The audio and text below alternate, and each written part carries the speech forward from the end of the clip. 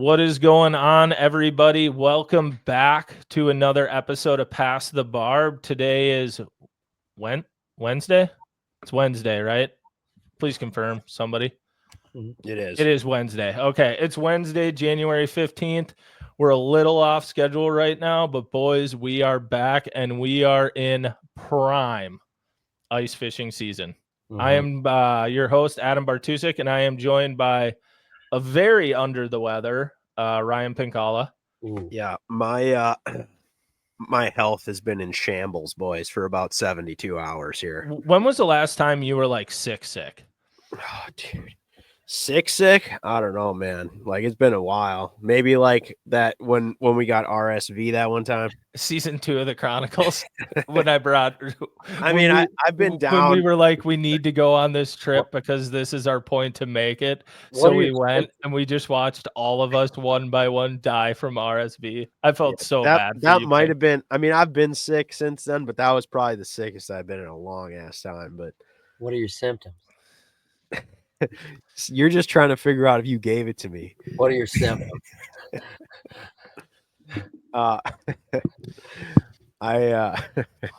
Dude, I honestly, it's been kind of a wild ride with like, I've been having these fevers on and off. It's been an absolute riot. Like 1 minute I'm like super cold, and then for like 12 hours I'm just profusely sweating, which is kind of lit.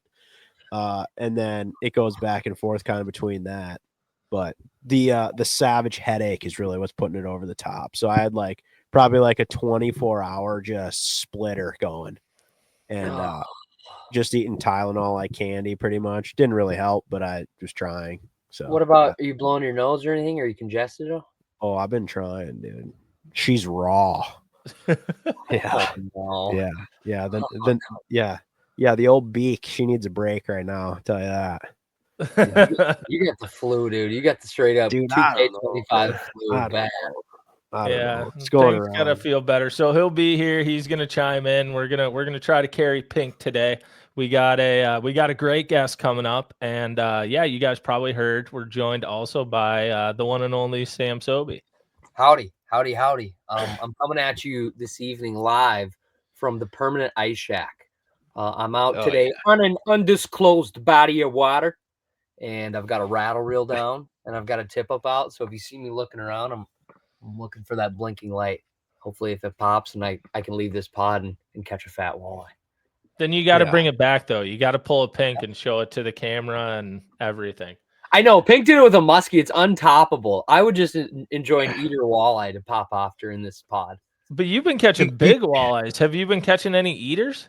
Yes, some eaters and some nice eaters too, like 18, 19 inches, 20 inches, couple 22 inches, and then some freaking Metro donks, dude. Metro freaking warhorse sloppy fat walleyes. They're thick. They look fresh too. They look like they ain't never been caught in their life. That's how they look. Even like the 19 inches, the 20 inches, they're like, oh my gosh, I don't know exactly what they're eting, but they are absolutely plump full. And those are suburban eaters, dude. Yeah, dog eaters. But yeah, it's been fun. It's been really fun. And I recently did a little bit of fishing with both Bart and Ryan. We were out together. We were chasing some panfish, and that was a good time. To be determined if that's how I contracted this illness, but probably. Sobi, the way I equated to me and Sobi's day fishing was like the best way I could equate this is you think of the like two housewives who live in Malibu who just go on a nice walk for 6 hours and catch up and don't really accomplish anything. That's exactly what Sam and I did. Yeah. We went out to an area with really high hopes, and about 3.5 hours in, we were like, we're just kind of walking today, aren't we? Except those gals aren't walking in bibs and heavy clothes and on the ice for like 6 or 8 hours consistently. We were mobile the whole time, but it was good. We got to catch up a bunch, and we were having a good time. You caught a big one too. Oh boy. Yes. Yeah. Right. Last night. It was actually crazy. I don't know what footage you'll ever actually see the light of day, so we can talk about it. But like right at the end of the day, the boys and I, we'd like seen a pot of fish that like weren't moving, like big crappies. And I was like the gunner. I was teeing them up on Mega Live 2, and Bart's on their head, Ryan's on their head. They don't move at all. And I watch these guys fish them, and then they'd move over like maybe a foot or 5 feet. And at this point in time, I'm approximately 400 holes in, and like I don't care anymore. And Ryan's jigging at them, and they're just like, they don't want anything to do with anything. These fish are not moving. They're not like interacting with their baits at all. So we leave them. It's like last light. We continue on. And as we go out there, it's like very last light. And I grab the Vex, and I'm like, I'm just going to go sit in that group of 6 holes that at least those fish were like under. They probably haven't moved. And then, yeah, we didn't look at them with the FFS or anything. I just sat there for like 10 minutes. It was like, bonk. And yeah, beautiful 15-inch crappie. So it was sweet. Nice big healthy one. Yeah, it was. It was a healthy one for sure. Yeah, so it was fun getting to do a little bit of fishing together. Like I said, I don't know. I'm so far behind on videos right now. I don't even know what's going to see the light of the day, when or where or whatever. But it definitely would have been more fun if we would have schwacked them, though. Yeah. That was a good old day where like my optimism was very, very, very high. And about 3 hours in, I was like, I've done this.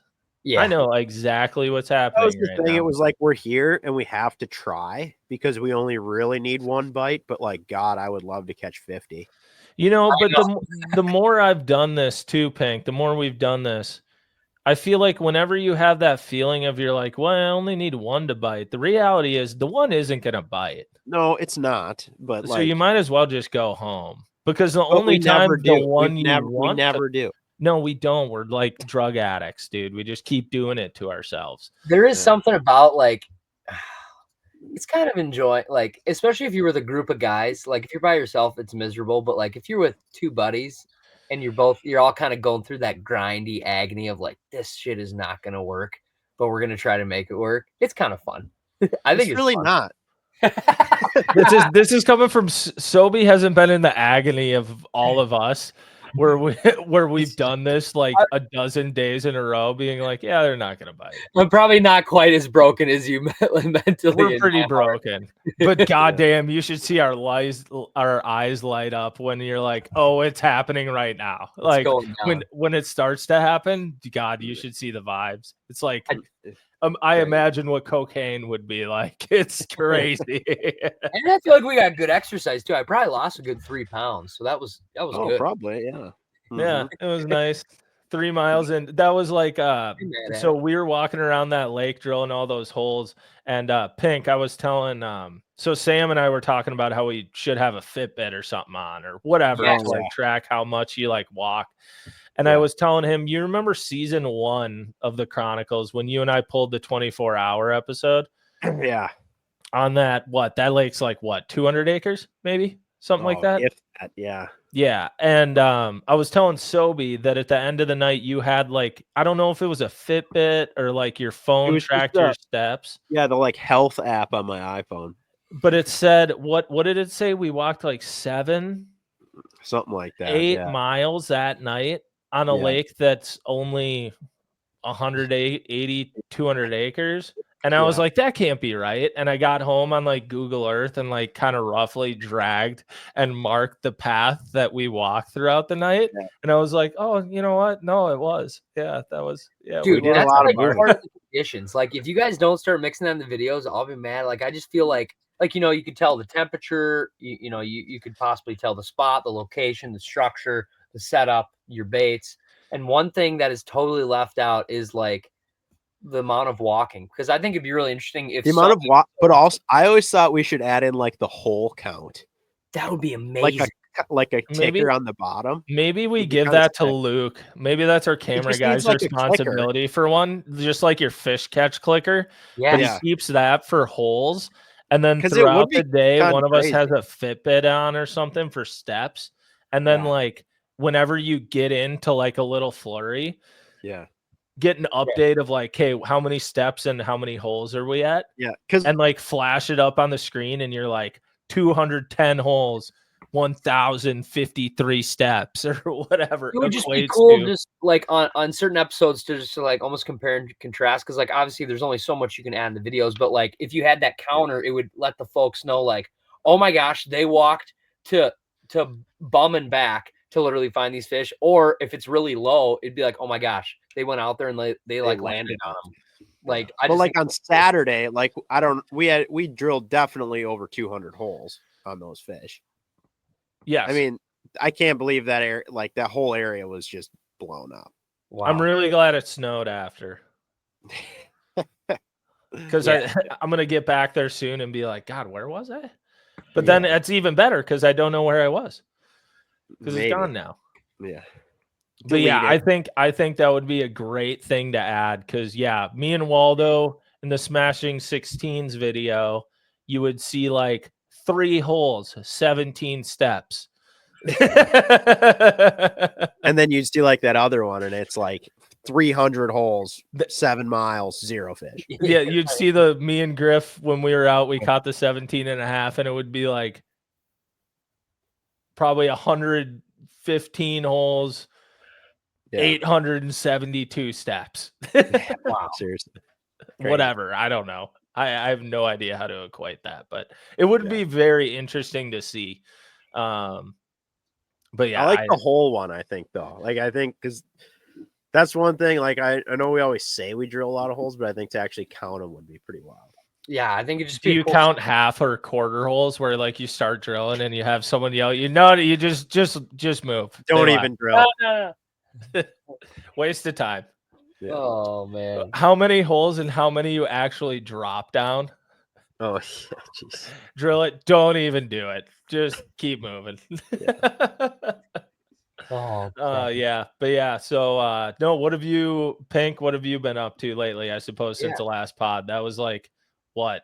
New Year's about? Yeah, like 2 weeks ago. So I don't know. I was just fishing with you guys, and then pretty much it, man. Like just fishing, doing some work and stuff.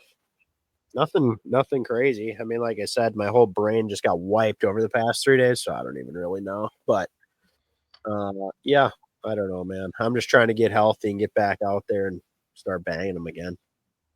Feel that. So what about you? I like it. Well, like right after Christmas, this is just where I feel for you, Pink. Like right after Christmas, both Steph and I got wicked sick for probably 4 or 5 days strong. And I feel like I'm like you. I feel real lucky. We don't ever get sick. And it was the same type of deal. It was, I don't know if it's the flu or what, but it was wicked sweats and all that stuff. But beyond that, like it feels good to feel good again. But beyond that, just been fishing my tail off. We have wicked good ice and now a little bit of snow cover, which is sweet. And I'm driving my truck on a decent amount of lakes, which is crazy. Like I felt extremely nervous, even though I was like following a lot of roads and other tracks, like just because we didn't drive last year on the lakes. So it was just like kind of a weird phenomenon. I felt like I don't know. It felt like I shouldn't be doing it, but I'm doing it. I feel that. How about you, Bart? So the one thing I will address is that in the last video or the last episode of Pass a Barb, I was very optimistic about the Vikings and things were at an all-time high. Oh, and here we are 2 weeks later, and how the turntables. Oh, the good old Michael Scott quote. How the turntables. Yeah, that was a wild 2 weeks. You know. Oh.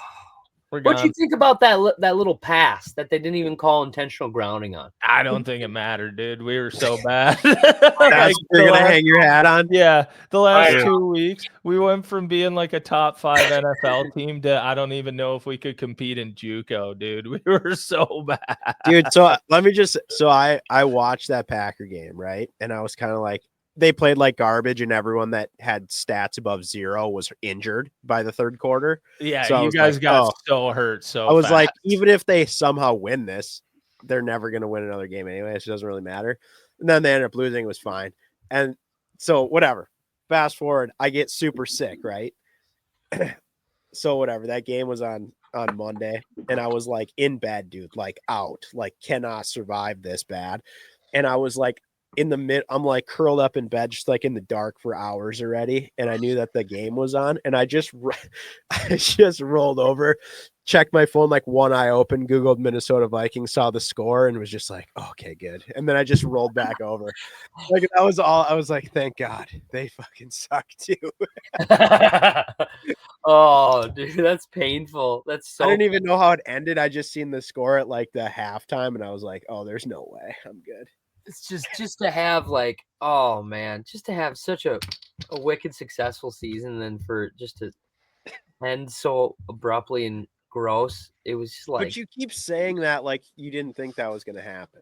Like, no, hear me out. I thought we were gonna win like one game into the playoffs, and it would just, After the Lions game, I was like, man, I feel like I know how this is going, but maybe this team is different, and that's how they get you as Minnesota sports fans. So they weren't different. It's okay. Like I said all year, when everybody's like, well, you know how this is gonna end. Yeah, you know what? I did know how it was gonna end, but that doesn't mean I can't enjoy the ride. You were so all right, adamant that I just like enjoying the ride. Okay, you got to believe in something, otherwise, why are we alive? You know what? You got to believe in something. Oh god. It was just bad, dude. It was bad.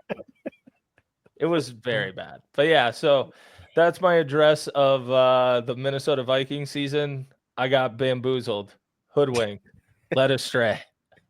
Oh man. Well, at least you can still let the Wild break your heart yet. Yeah. They've been mega injured lately, so that hasn't been great. The Timberwolves are like really good, and then they really suck. So I got to watch them lose at the last second after on the weekend. I went to a Wolves game. I thought Wolves just won on. Yeah, they won on like Monday. Yeah, but on Saturday I got to watch them lose at the last minute. Fiance's dance team she coaches was dancing before the game, so I got there and watched that. It was a supportive partner. I made sure I was there on time, and then and then like watch a whole game, and I was like, this is pretty fun. And then we got to like the last 4 minutes, and I was like, I'm pretty sure I've seen this script before too. And then we lost, and I was like, yep, I did. And but yeah, the Wolves have been they're trending better. They're getting better. So I don't know. Football season's over. I guess now we just go. I mean, I'm still gonna watch playoff games, but are we cheering for Detroit? Is that what we're doing? Are we cheering for Detroit to go all the way? Or Buffalo. I would just like to see someone who has also been cursed forever win, so that maybe I have a little bit of hope one day. I'd like to see Detroit do it. I really would. I'm basking. Like I knew I know Minnesota fan bases are cursed, but like it really hit me today when I was listening to Pardon My Take on my way home. And they did bring up that it's been since 1991 since any Minnesota sports team has been in a title game. And that's when it dawned on me I was born in 1993. So I wasn't alive for any of that. I've legitimately never seen one of my major sports teams in a title game. So you just got to believe it'll happen one day, I think. Why do you have to believe that? That makes me like fishing even more. You just got to believe in something, Pink. Otherwise, you believe in nothing. But you've never even seen it occur that you would believe in it. But God, it'll be glorious that day it happens. Okay. We're like, we're going to start going to conventions, the same ones, Bigfoot hunters and folks that believe in aliens and flat earthers. Guys who think they can catch an 18-inch crappie. Yeah. Who are you guys? Minnesota Sports Association. Yeah. My name is Sam. Hi, Sam. Hi, Sam. The Bigfoot guys are sitting over there. Idiot. And they're like idiots. Yeah. They thought the Vikings could win the Super Bowl. Morons. Oh my God.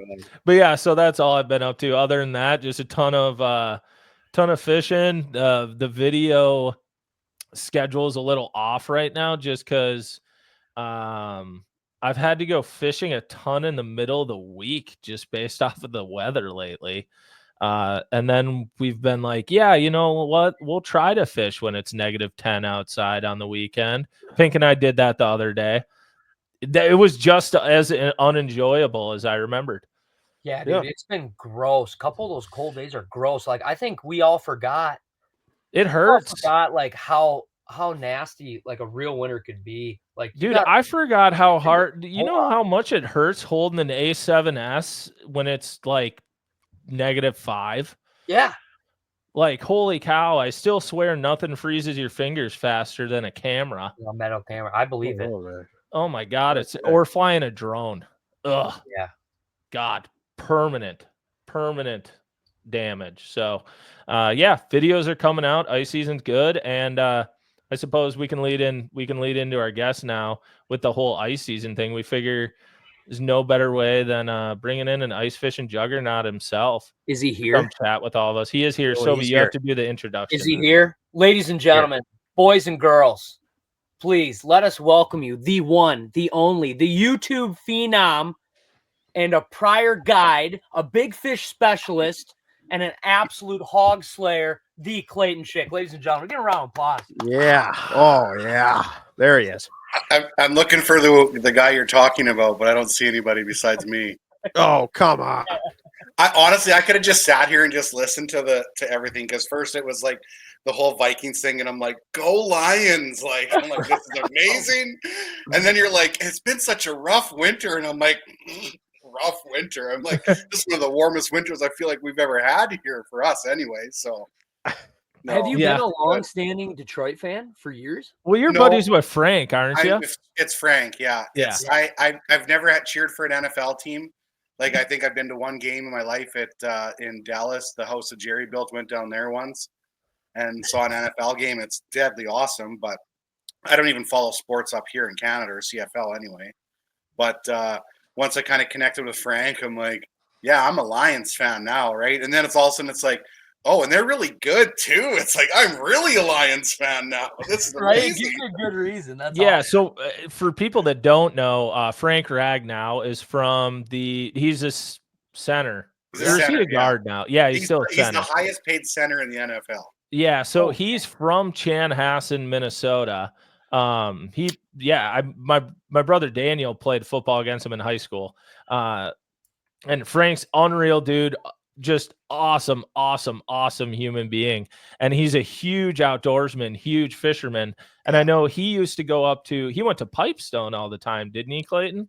And is that how he ran into you, or how did you meet him?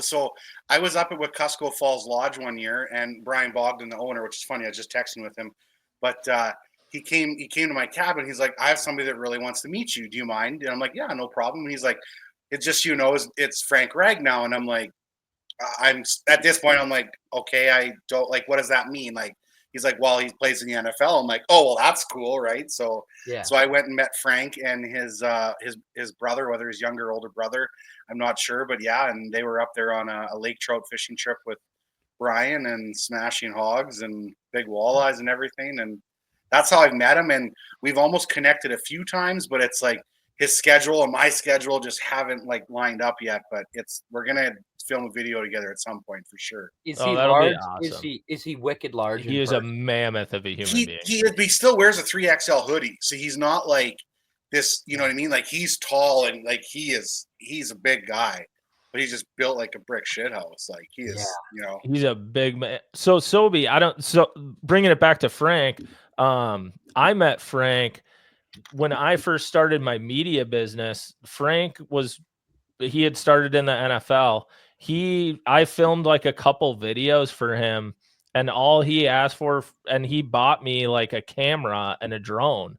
And he was like, dude, just film me a couple videos. Like, I just want to help out. Like, he's just such a good, kind-hearted dude. Like, he's like, I have an NFL contract. I want to help people, like, make content, be good people and everything. He literally helped me start my business. Like, I love Frank. He's an unbelievable dude. So forever in debt to Frank. And yeah, I want to get out fishing with him more. But yeah, Sobi, he is like, dude, I went smallmouth bass fishing on Sturgeon Bay with Frank Ragnow and Doug Wegner. Imagine throwing a 3/32 ounce black hair jig, and like a 6'6" just monster of an NFL lineman is trying to just go like as the lightest presentation you can. And Slow he's reel, just this slow reel. big NFL player. Yeah, it was awesome. It's so funny cool. because I feel like obviously football is his job, and of course it's his passion of his too. But like I think the outdoors, the hunting and fishing is like his real passion though. Like I'm pretty sure when he retires from NFL, it's like he's gonna focus on his YouTube channel. He is gonna hunt. He's gonna fish. You know, Yeah. like that's gonna be his life. So he's just a real cool dude. I wouldn't be like him a shocked lot. if he ends up like a Christian Leitner or something, just fishing all the time. And then, I mean, he could own a lodge one day or something. Like, he just loves the outdoors, and especially Canada. He loves going up to Canada and doing that sort of stuff. He's a real good dude. And it's cool. I feel like he kind of supports. I don't know. He supports a lot of the. Hold up. Do you have a rattle reel going? Did you hear that? Come on. Are you in the shack right now? Yeah. I'm in my little tiny permanent shack right now. Oh, that's amazing. I don't know. I want to be there fishing. I want to wheelhouse again so bad. Like the lighting's bad. I'm really shallow, so I'm trying to like not have any lights on. I'll keep talking. Yeah. And see if that goes off. That was for sure a bite, dude. I heard that rattle reel. Frank is like super supportive to like creators and folks that. Oh, come on. Get a fish. Come on. Really? So you tend that line. 30-inch walleye coming All up. the podcast listeners right now are livid that you're not over by the rattle reel right now. I need to probably go get over there. But I was trying to say he bought some LTAB merch and Hardwater merch, and he wore it into the stadium, and he's like always DMing, like he's DMing so many folks, like just that's right. He wore Hardwater merch into one of their last regular season games, and it was like photoed on ESPN and stuff. Yeah. He's such a good dude. All right. We are now watching Sobi going over and checking his rattle reel. I love it. If this isn't a legit fish, dude. Yeah. Oh yeah. You're good. Yeah. You're good. Yeah, you're good. Just catch the fish. Get him. I want to be in a wheelhouse again so bad. This is amazing. Come on. Yeah. 10 that line up. No, nothing. Oh my God. There's always next year. Shiner's still there. We're going back. Well, can't win them all, you know. All right. So he's going back. So Clayton, I don't know if that topped the muskie. Just saying. No. Yeah, Pink caught a muskie live on the podcast over the summer, Clayton. Okay, so I missed that one. Is Pink the guy that everybody bugs him about quitting his job and doing media full time? Yeah. Would you like to give your pitch? Yes. Jay quit your job and pitches? do YouTube. Oh God! I just had to get in there because I know I've listened to. You got to get your shots in already. Come on! I had to. I was like, oh, it's so good. I just that's kind of like a theme I've heard a couple times in some of the podcasts that I've. Yeah, isn't it so like, fun? I'm so going to bring it up. give him some sort of even a longer speech or monologue of why exactly why. You have to want it. That's all I can say. You just have to want it. And I think he does. Well. He does. He doesn't want it because he's not doing it. If he wanted it, he'd be doing it. So you can't pressure him. Can't pressure the guy. We'll just kick a dead horse while he's down. I'm gonna give you why I got into it. So this is probably going back like I don't know 6-7 years ago. I started a YouTube channel back in like 2016 or 17, but I was only doing it like mediocre throughout the year. You know, a few videos. Obviously, I was still guiding. And then like probably 3-4 years ago, around that COVID time, I told myself, I'm like, I have to at least try and do it because everything else is still there if I want to go back to it. I can go back to guiding. I can go back to whatever I need to do. But I didn't want to be 50 years old, 55 years old and look back and go, why didn't you at least try? I didn't want that regret. You know, I was okay with failing. I was okay with it not succeeding, but I didn't want to just be like, you know what? You're a loser for not even just trying it. Like, so that's how I got into it and where I am now is because I tried. So, I mean, that was something I think we wanted to chat with you about. Like when you got into it, you said it was 3 or 4 years ago around that COVID time frame. Like, did you just decide like no guide trips for a winter? I'm just filming videos, or could you guys not do any guiding because of the COVID stuff that was going on at that time? So I was never doing the winter guiding. I've only ever done the summer guiding, and I used to go do the bear guiding. I used to do the fishing. I used to do the waterfowl guiding, bear, moose, deer, all that stuff. So it'd take up like 6, 7 months. And then I would take the winters and kind of just do whatever I wanted. Some of it used to be snowmobiling back in the day. And then it kind of transitioned into Florida. I'd go down to the Florida Keys for 3 months and I'd be down there for most of the winter. And then it kind of transitioned into the ice fishing. And then that's when I was like in 2016, 17, I'm like, well, why am I not just trying to like film a little bit? So I started to film some of my ice fishing content. And then I think it was, like 2020 something there. It was when I was like finally like, okay, we're just going to swing more. So I only did the summertime guiding for a little bit. But once COVID came, our lodge was completely shut down for 2 years. So then I had 2 summers. What lodge were you at? It's at Wollaston Lake. Okay. Wollaston Lake Lodge. So I've been there for 20 years. This will be 21 years this year. I still go up. I still guide 6 groups, so about 20 days worth of guiding. It's just because it's guys that I've been with for a long time. I love the owners of the lodge. All of my best friends still are guiding there. So it's like I'd miss it too much if I didn't go do it still. So even though I don't have to go do the guiding thing of it, because this business is doing well enough, I just enjoy it too much. So, but yeah, so COVID came, the summer shut down all of our guests completely. So it was like, okay, not only do I have to try this, like now it is my job for a little while, right? And instead of going to find a different guide job or do whatever for that, construction, anything like that, I was like, I'm just going to go all in on this and see what happens. Well, maybe I want to take one step back. Who got you into guiding and how did that all become a thing? So when I was 20 years old, I wasn't really sure at that point what I wanted to do.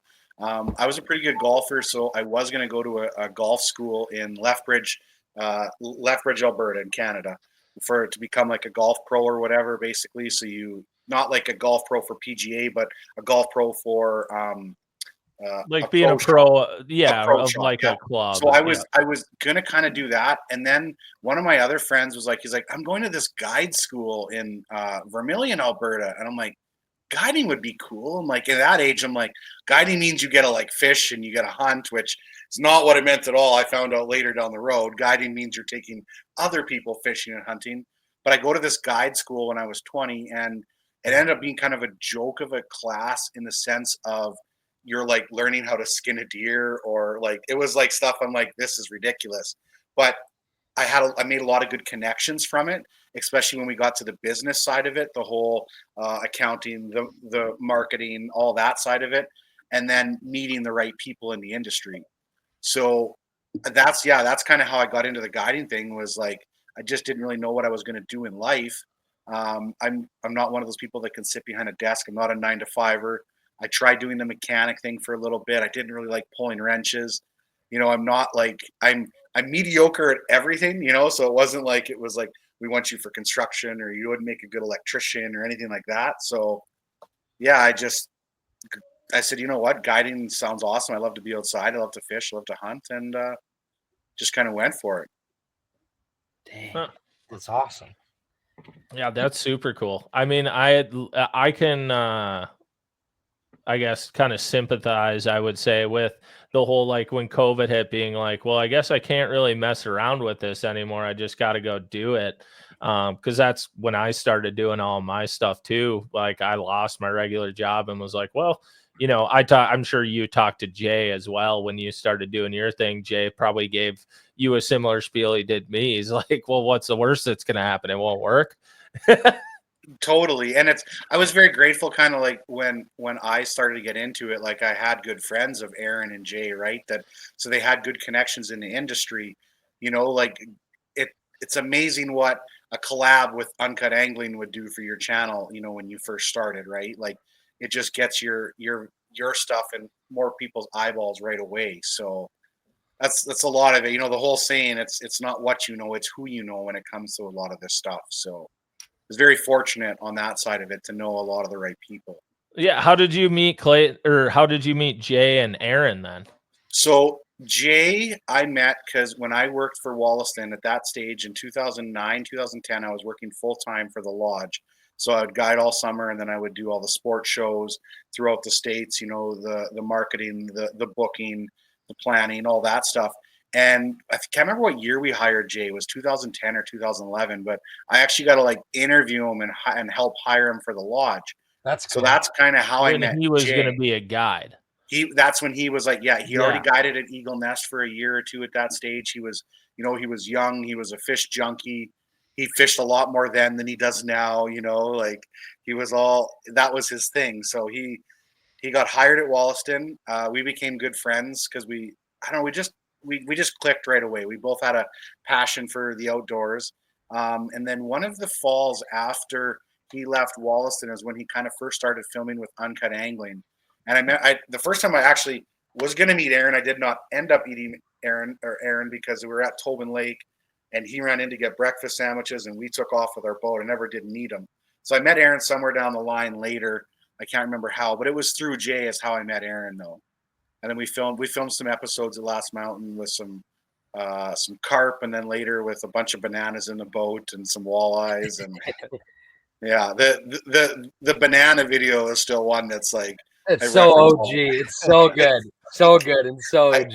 So we filmed that video. So it's like, okay, here we go. We went and bought these. I don't know what it was like $450 worth of bananas. Like it was a pile of bananas. And they didn't want to sell them to us. They're like, no, because you guys are going to go prank people. They're like, you're not going to do this, right? There's like, we're not selling it. We had to beg them to sell us these bananas. We're like, look, we're not pranking people. We need them, whatever. So we take them, and that night we put them all in the boat. We get them all ready. We tarp the boat. The next day we go out and we fish and we film that video. But it was like, you know what? We can do better. We never caught anything big. We caught a pile of fish. We're going to do this again the next day, or at least add to it. We get up the next morning. We opened the cover off the boat. It froze. All the bananas were brown. So it was like, oh my God. We're like, why? And we even that night were like, should we take the bananas inside? And me being me, I probably convinced them, being like, no, that sounds too much work. Just cover them; they'll be fine.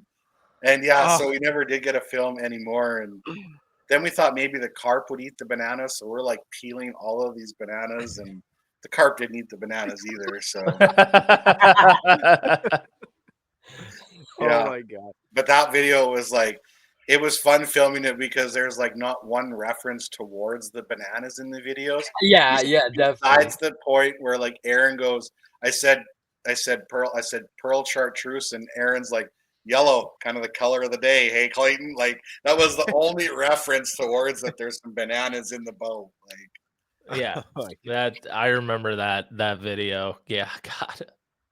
So that's good. Along kind of that same line, how did you guys come up with, or what sparked the whole like Clay versus Jay stuff? Because I know I looked at your channel and there's some like pretty old ones, but like recently you've done like more, obviously. But like, what kind of made that become a thing, or like what was the idea there?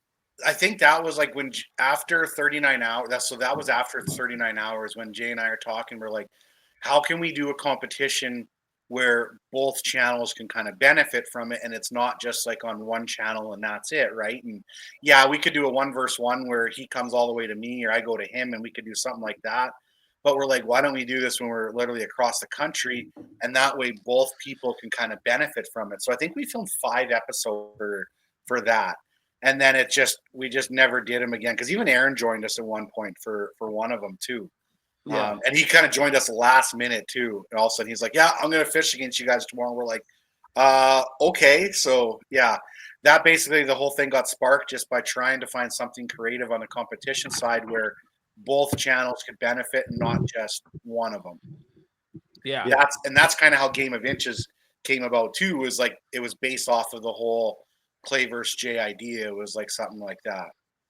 Yeah, for sure. Well, and that's something, I mean, on the YouTube side of things, I mean, I think we've talked with Jay and Aaron about it, but like you were being a part of that too, of like that whole Canadian thing with the competitions. Like you've never seen that anywhere else in the US, in my opinion, to that level. Like you guys and the creative group of people you have up there in regards to like fishing competitions on YouTube have set the bar so high and just crushed it with all of them.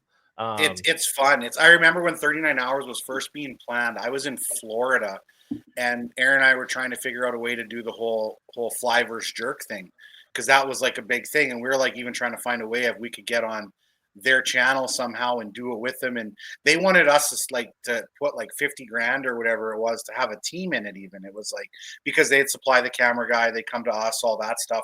And so there was like one year where we were almost going to be part of the whole fly versus jerk.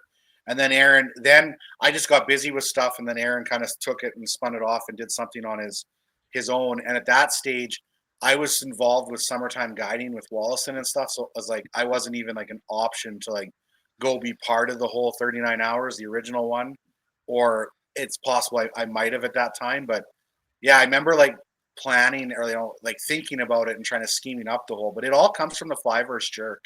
Wow. Like that was like that's. I remember where Aaron talking about that. Yeah, like it's like we're never gonna ever take credit for something we created on our own or whatever. But that's where the thoughts originally came from, because it was like this was real cool, And I remember everybody at our Pike Lodge too, and was so into it. And that's when it was like literally the first or second season.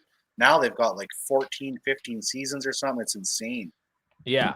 Well, and dude, like, I mean, it made an imprint to a level of like, I remember being in college or just out of college watching 39 Hours and those things and being like, well, if I was in this situation, this is where I would go, or this, like if I got to be one of those teams, like how you would attack that. Cause it's just, I don't know, it's so cool. Still to this day, I'm putting in my word. If you guys need a team from the US that wants in, us boys want in. I want to slug it out. Let's do this. I'd love to do more of these competitions where it is for the whole YouTube thing. And I think through the Fish Donkey app, I think we could run more of this stuff. Like I literally just did a small tournament here, in Lake of the Prairies at 75 people. And I filmed my whole adventure, and I put the last video out today, and it's 5 videos, and the views are just crushing because people are invested in it. They want to see how you do. They want to see the results. Yeah. Tournaments, competitions end up just telling the best story. I think Yeah. that's why they do so well on YouTube, is like there's just a natural story there, right? Like, there's a beginning and an end compared to a typical fishing day being like, here I am going out fishing and here I am going home.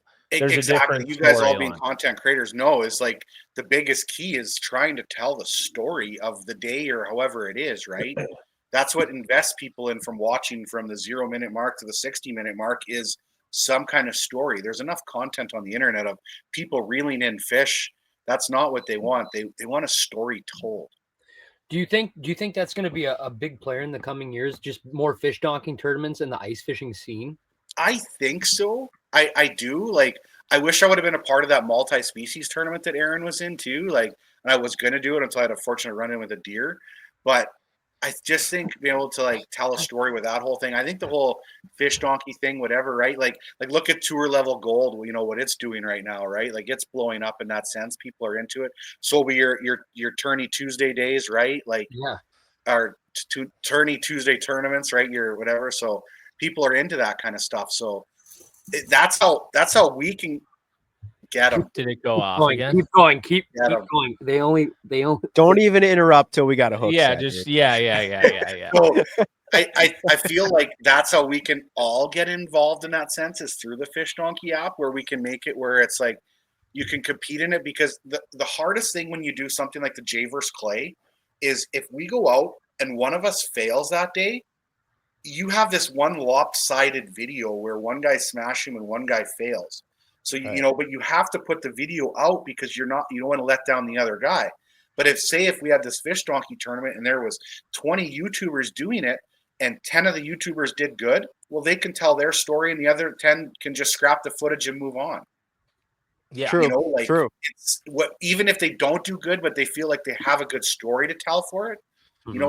It's something. So Aaron and I have tried to put different like tournaments and stuff like that or little competitions together. And it's like, as you guys know, having a schedule is the hardest thing for any of us. It's like when somebody wants to tell you, it's like, hey, can we do something in 2 weeks from now on the 14th? And I go into instant panic mode. I'm like, I don't know what I'm doing tomorrow. Like, don't give me anxiety right now. Like, please, like that's too far in advance, right? Oh yeah, like we get hit up of like, oh, can we do this shoot? We want this marketing shoot or whatever, and I'm like, in between these dates, like, I don't know if that's going to be like a primo day for me to go catch a really big one, and if it is, I really want to be doing that.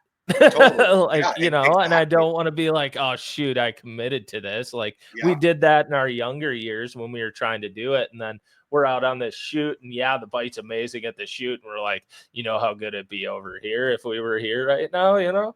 Totally. There's like some lodges that'll be like, do you want to come film a video? And it's like, I do, but I don't want to plan any dates because I know if I get like this certain weather pattern, it's like I'm going to a certain lake trout lake for those 4 days and I'm going no matter what. But if I have a schedule already, it's like I can't be there. So it's just, I hate schedules and time frames and whatnot. But again, if we do the whole fish donkey tournament thing and it's a smaller event where it doesn't matter in that size, where it's $25, $50 to sign up for, and you can't do the event, well, it's $50, whatever.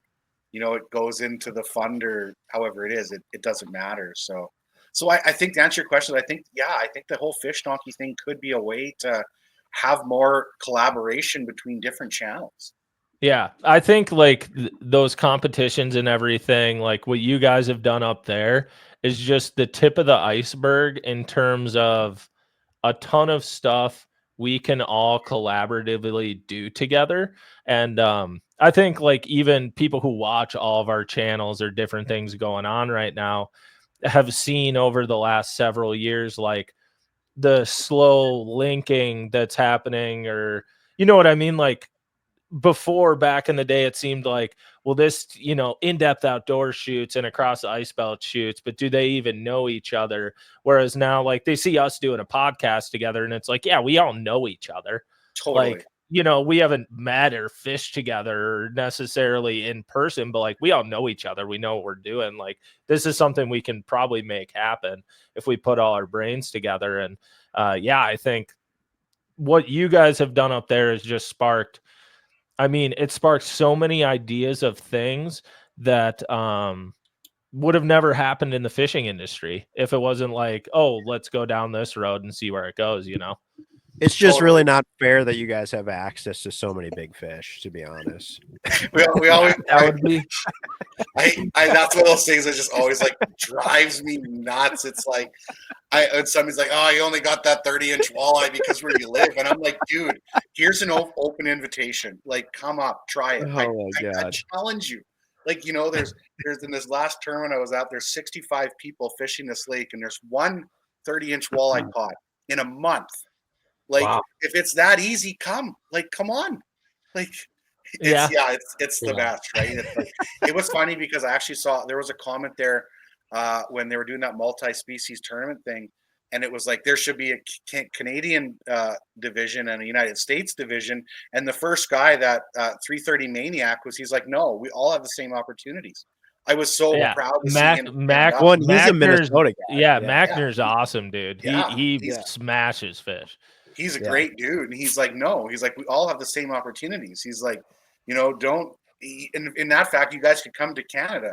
And if we wanted to catch the biggest bluegill, it's not in Canada either. It's like, we would come there, or even for the biggest perch for that matter, that's in Cascade or wherever it is in that sense. Like, so you create your own luck, you create your own opportunities.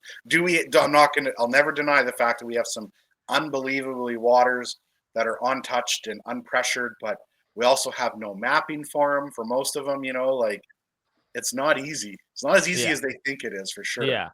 The only thing I would say is that we'd have to take lake trout off. I can't compete with, like, 100%. we just don't have them. Like, I can't do that. It's totally, it's like for a lot of that stuff too, it's like you're not going to compete with a pike if I get 2 weeks to fish for it.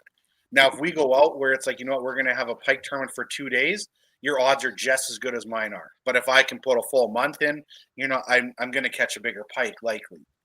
But if if you have the tournaments where they're, relative in terms of size and stuff like that. So, No, speaking of the lake trout thing, so I mean, looking at your channel and like a lot of the things you do, I mean, I think a lot of us know, like you catch a lot of really big lake trout, like a lot of them. So is that like kind of what gets you going? Like, are you a lake trout guy, or like what kind of really revs your gears when you're like, I want to go out and chase something? Yeah, I had that written down too. Like, what gets you fired up the most? Like, what fires you up the most to kind of film, and then even not filming, like, what just fires you up the most in the fishing? The one thing that fires me up the most probably is like big fish, but it doesn't have to necessarily be like the biggest lake trout or the biggest pike. I'm gonna go bluegill fishing eventually, and it's like if I ever got like a 10.5-inch gill or 11-inch gill, I'll lose my mind the same way as I would over a lake trout. I like big fish of each species. It doesn't matter what it is. I totally agree with that. I've never caught a crappie in my life, but I know it's like I want a 16-inch crappie. Like that's my thing. You've never caught a crappie? I've never caught a crappie in my life. Are you serious? Are they just not around you at all? I can get to lake Buddy, trout. you're not going to catch them where the lake trout are. I can tell you that. Dude, just honestly, just stick to lake trout and walleye and stuff. Like, give us an avenue. You're not going to be as psyched as you think. No, you're not wrong. I agree. So I think what gets me excited for the most is like doing something different too. Like I can get excited to go catch a 28-inch walleye on a body of water I've never been on before. But like say I won't get excited to catch a 28-inch walleye, say on Last Mountain, where I've caught multiple 30, 31, a couple 32s, even a 33-inch walleye. I won't get excited for a 28-inch walleye on there. So I can get excited for anything as long as it's like relative to that situation, right? Like I think that's a very good way of saying that, because we've even ran into like Pink, you've been here, like we'll be out fishing at a destination we've never been to. I've never seen as big as a 14-inch crappie as I have in those destinations I've never been to. You're like, look at this thing. Meanwhile, we're on a lake where we've caught like 100 14 to 15s, and you're just like, oh, another one, and you're just chucking them back, and it's all relative to whatever's going on the body of water you're on, you know? Totally. It's whatever. It's like this in this little tournament that I was doing, even for the walleye, it was like my heart was racing for 23, 24-inch walleye because it was going to be an upgrade for my stringer. And it was like, this is the fish to take me to the next level and possibly win or whatever. I don't get excited for a 24-inch walleye if it's not a competition, but because it was a competition, I'm just like, I'm vibrating, right? So yeah, for sure. Well then, but when you go out ice fishing, then are lake trout kind of your deal though? Like, would you say like those are will you get pumped up, or is it walleye? I do. I probably get more pumped up for the lake trout. I get pumped up for a big walleye too, though. I get pretty fired up for a giant walleye. But it's a lot easier to go get a big walleye than it is a lake trout, because a lake trout, everybody might think they're my back door, but like I'm driving minimum of 6-7 hours, some as far as 12, 10, 12 hours too, depending on where I'm going. Yeah, and then you're just camping out there for a few days. Then you just camp out. Yeah, I've taken some pretty crazy sled rides into some lakes, some backcountry lakes and stuff like that too, where it's like, it shouldn't be there necessarily, lots of slush, whatever, but yeah, the lake trout for sure. I think it's got the highest risk, highest reward thing for sure. Okay. So then, I mean, we can't not have you on this podcast too and not selfishly ask a few questions of, if I were somehow to run into some lake trout in the next month of my life, what tips would you give me on targeting them for someone who is very novice at lake trout fishing? Well, every lake trout lake fishes differently, but a general rule of thumb is like keep an active bait, keep it moving. They like to chase for the most part. As soon as they stop chasing it, they're like, why did that bait just stop moving so I could eat it, right? They have that predator sense to them, kind of like a pike or a muskie would, where they're like, they got to be chasing it. If it stops, it's like, it just clicks right away. It's like, that shouldn't happen. Why did that just happen? So generally a rule of thumb is like, keep it moving. Now, there's going to be other people that are going to tell you dead sticking works better on the bottom. Like I know Joe Cooper does really well with literally just letting a fluke just sit there, hang, right? So usually for me, though, it's like keeping it moving is one of the biggest things. Don't be scared to downsize. Like you don't always need this big 2-inch or 2-ounce, 6-inch tube that you see me using on my videos a lot of times. I'll use those big baits because I don't care if I get 2 bites in 2 days of fishing. I would rather be a big fish. So usually I end up staying with the bigger baits for that matter, but not every lake's going to have that size of lake trout in them either. On the note, I've also caught big lake trout on a 4-inch tube that's, 5/8 ounce or a 1 ounce type of thing too. But biggest thing is keep it moving, and then don't be scared to bounce around a little bit. Don't get stuck where you're always fishing the same spot. Even if somebody's like, that's the spot you have to be, the Lakers are there. Like, if you don't have anything there, moving there for 4 or 5 hours, like, back up, try something else. That's good advice. That makes sense. I can do that. You know what I always tell people? If you have experience at a spot, that's good. You can stay longer in that spot. You can camp out longer, put time in. If you don't have experience at that spot, that's when you shouldn't be there as long.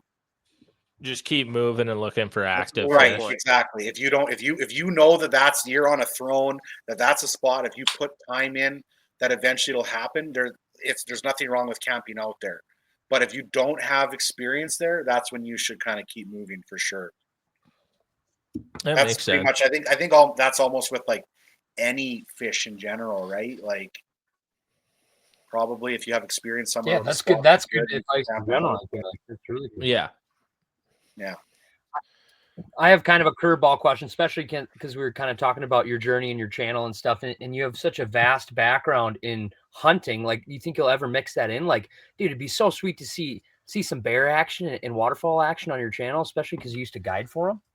Dude, I know. I haven't hunted for 3 years, and it's like, oh, so I could have shot a 150-inch deer out of my back window this year, like 15 yards if I wanted to, like literally, like right there. So, but I'm not the guy that can just pick up a gun and shoot the deer. I want to hunt the deer, right? Like I want to sit out in the stand for it and be like, that's my target animal. I'm going to go after that deer. I couldn't just open the door and shoot the deer out the backyard. I'd get nothing for it. But yeah, so I have some unbelievable deer hunting, like literally out my back window. Like, I mean, right there. I do want to mix more of it in. I feel like at one point, we were all scared with YouTube with the whole hunting side of it, like even cleaning a fish, where it was like, is YouTube going to like demonetize us? Are we going to get blacklisted? Our videos going to get taken down? I still avoid trying to fillet a fish. I don't know if I'm breaking any rules. Yeah, but you not. Just do that in general. Avoid filleting fish. So. Yeah, I do. Yeah, I do. So I think there was that stage where it was like everybody was treading so carefully, and I feel like that's almost passed since then. Like, so I do want to bring more hunting into the channel. That's why I have the name Clayton Schick Outdoors and not something more related to just fishing, was because I always wanted to do more stuff with the outdoors. So yeah, and I think it'd just be like an awesome viewer experience too. Like, because we've watched you fish for so long, and for a viewer to be like, all right, Clayton's going to show us, he's going to show us him hunting now. I just feel like it'd be cool. It'd be really, really cool. Yeah. It's something I need to kind of work in. And it's like, some stuff has changed with some different like partners and stuff over this past year, where I don't have to necessarily go as hard on some of the fishing stuff, where I can maybe have some more time to do some hunting videos. But like at one point was like, I was so heavy on some of the partnerships where it was like, I needed X amount of fishing videos for a year, right? Or ice fishing videos. So it was like our best hunting season for whitetail anyway, like literally overlaps with like the start of my ice fishing season. Oh, so it's like, as you know, there's no views like early ice views. Exactly. So it's like, I have to eventually though, just say, you know what, I'm going to do some of the hunting stuff too, and kind of mix it in. So yeah, I do want to do it. And the waterfowl hunting, I think once I get another puppy again and do some of that sense where I can like bring a chocolate lab back into the whole waterfowl mix and bring that in and her little adventure of how she gets excited for the, for the hunting days and whatnot and all that stuff. So yeah, I would love to do that again for sure. That'd be sweet. That'd be cool. So another kind of similar to that. So I guess I didn't realize that you had done so much other guiding, like in other places, but Because you're putting out like a lot of ice content, obviously, and you're talking about maybe doing some hunting stuff. Where do you land on like a lot of the saltwater stuff? Like, do you get to do that much, or is that something that gets you going? Or I mean, it sounds like you did a little bit of guiding doing it, but I love the saltwater. So I didn't do any of the guiding for saltwater. So what in 2013, I think it was, one of my clients from the fishing lodge told me, he's like, I want to take you down for a tarpon trip. So we went down there and we went tarpon fishing in Islamorada, and it was unbelievable. I remember telling the guide, Jeff Beeler, Huntinator, I was like, dude, I want to come down here and do this for like 3 months of winter. And he's like, well, don't be the guy that just talks about it. Go do it. And I'm like, you know what? Yeah, I'm going to do this. So the next winter, 2014, I rented a place in Islamorada for 3 months. I went to, I forget which Bass Pro it was on the west side. Bought a Mako flats boat. I lined it all up before I went down with my bank, took out a loan, transferred the funds, went and bought a Mako flats boat, went there, and I had friends come in for a week at a time to the Miami airport. I'd pick them up.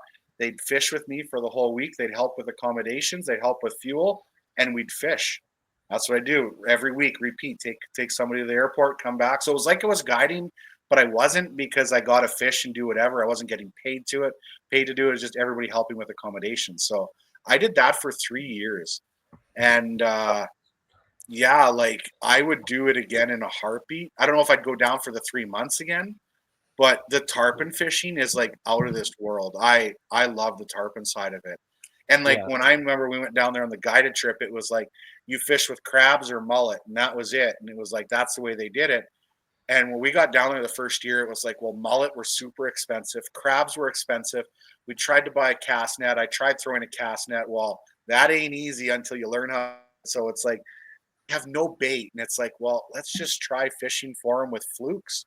So we're catching 100-pound tarpon on half-ounce swim baits and six-inch flukes. And it was like, and it was better than it was with the bait. So we're like, well, this is what we're going to do now. And that's all we did was we basically fished most of the bridges where all the guides are bait fishing for them. But we're in there throwing flukes and smashing tarpon. It was incredible. I'd imagine that bite has to be the most violent bite you have ever experienced in your life as well. The bite itself isn't aggressive. They pick it up pretty soft. Like it's just like a normal tunk. But as soon as you set the hook, then it's violent. Like then it's like you know right away whether you have a tarpon or a jack crevalle. Like it's nuts. The bite that is violent, though, I'll say, is the Goliath grouper.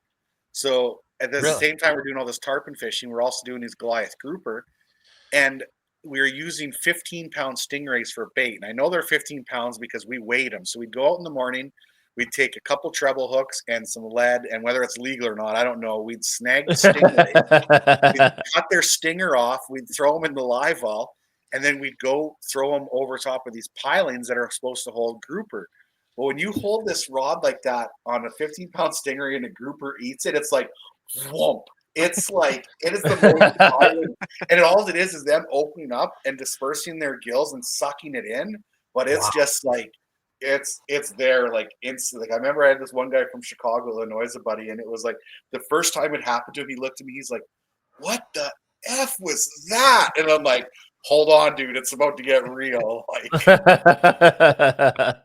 so I would love to go down and do that again. Like that was pretty epic. The grouper. You're speaking just sweet tunes into Ryan's ears. Dude, Ryan, are you totally thinking about quitting ice fishing and doing that? I know you are, and you would. I'm gonna be calling Clayton to come stay with me for a week in Islamorada. Don't worry, he can only be there for 4 days though, because he can only get that off from work because he won't quit. Yeah, so that was like. So then I brought. You guys know who Darcy Cox is, obviously. I'm sure, right?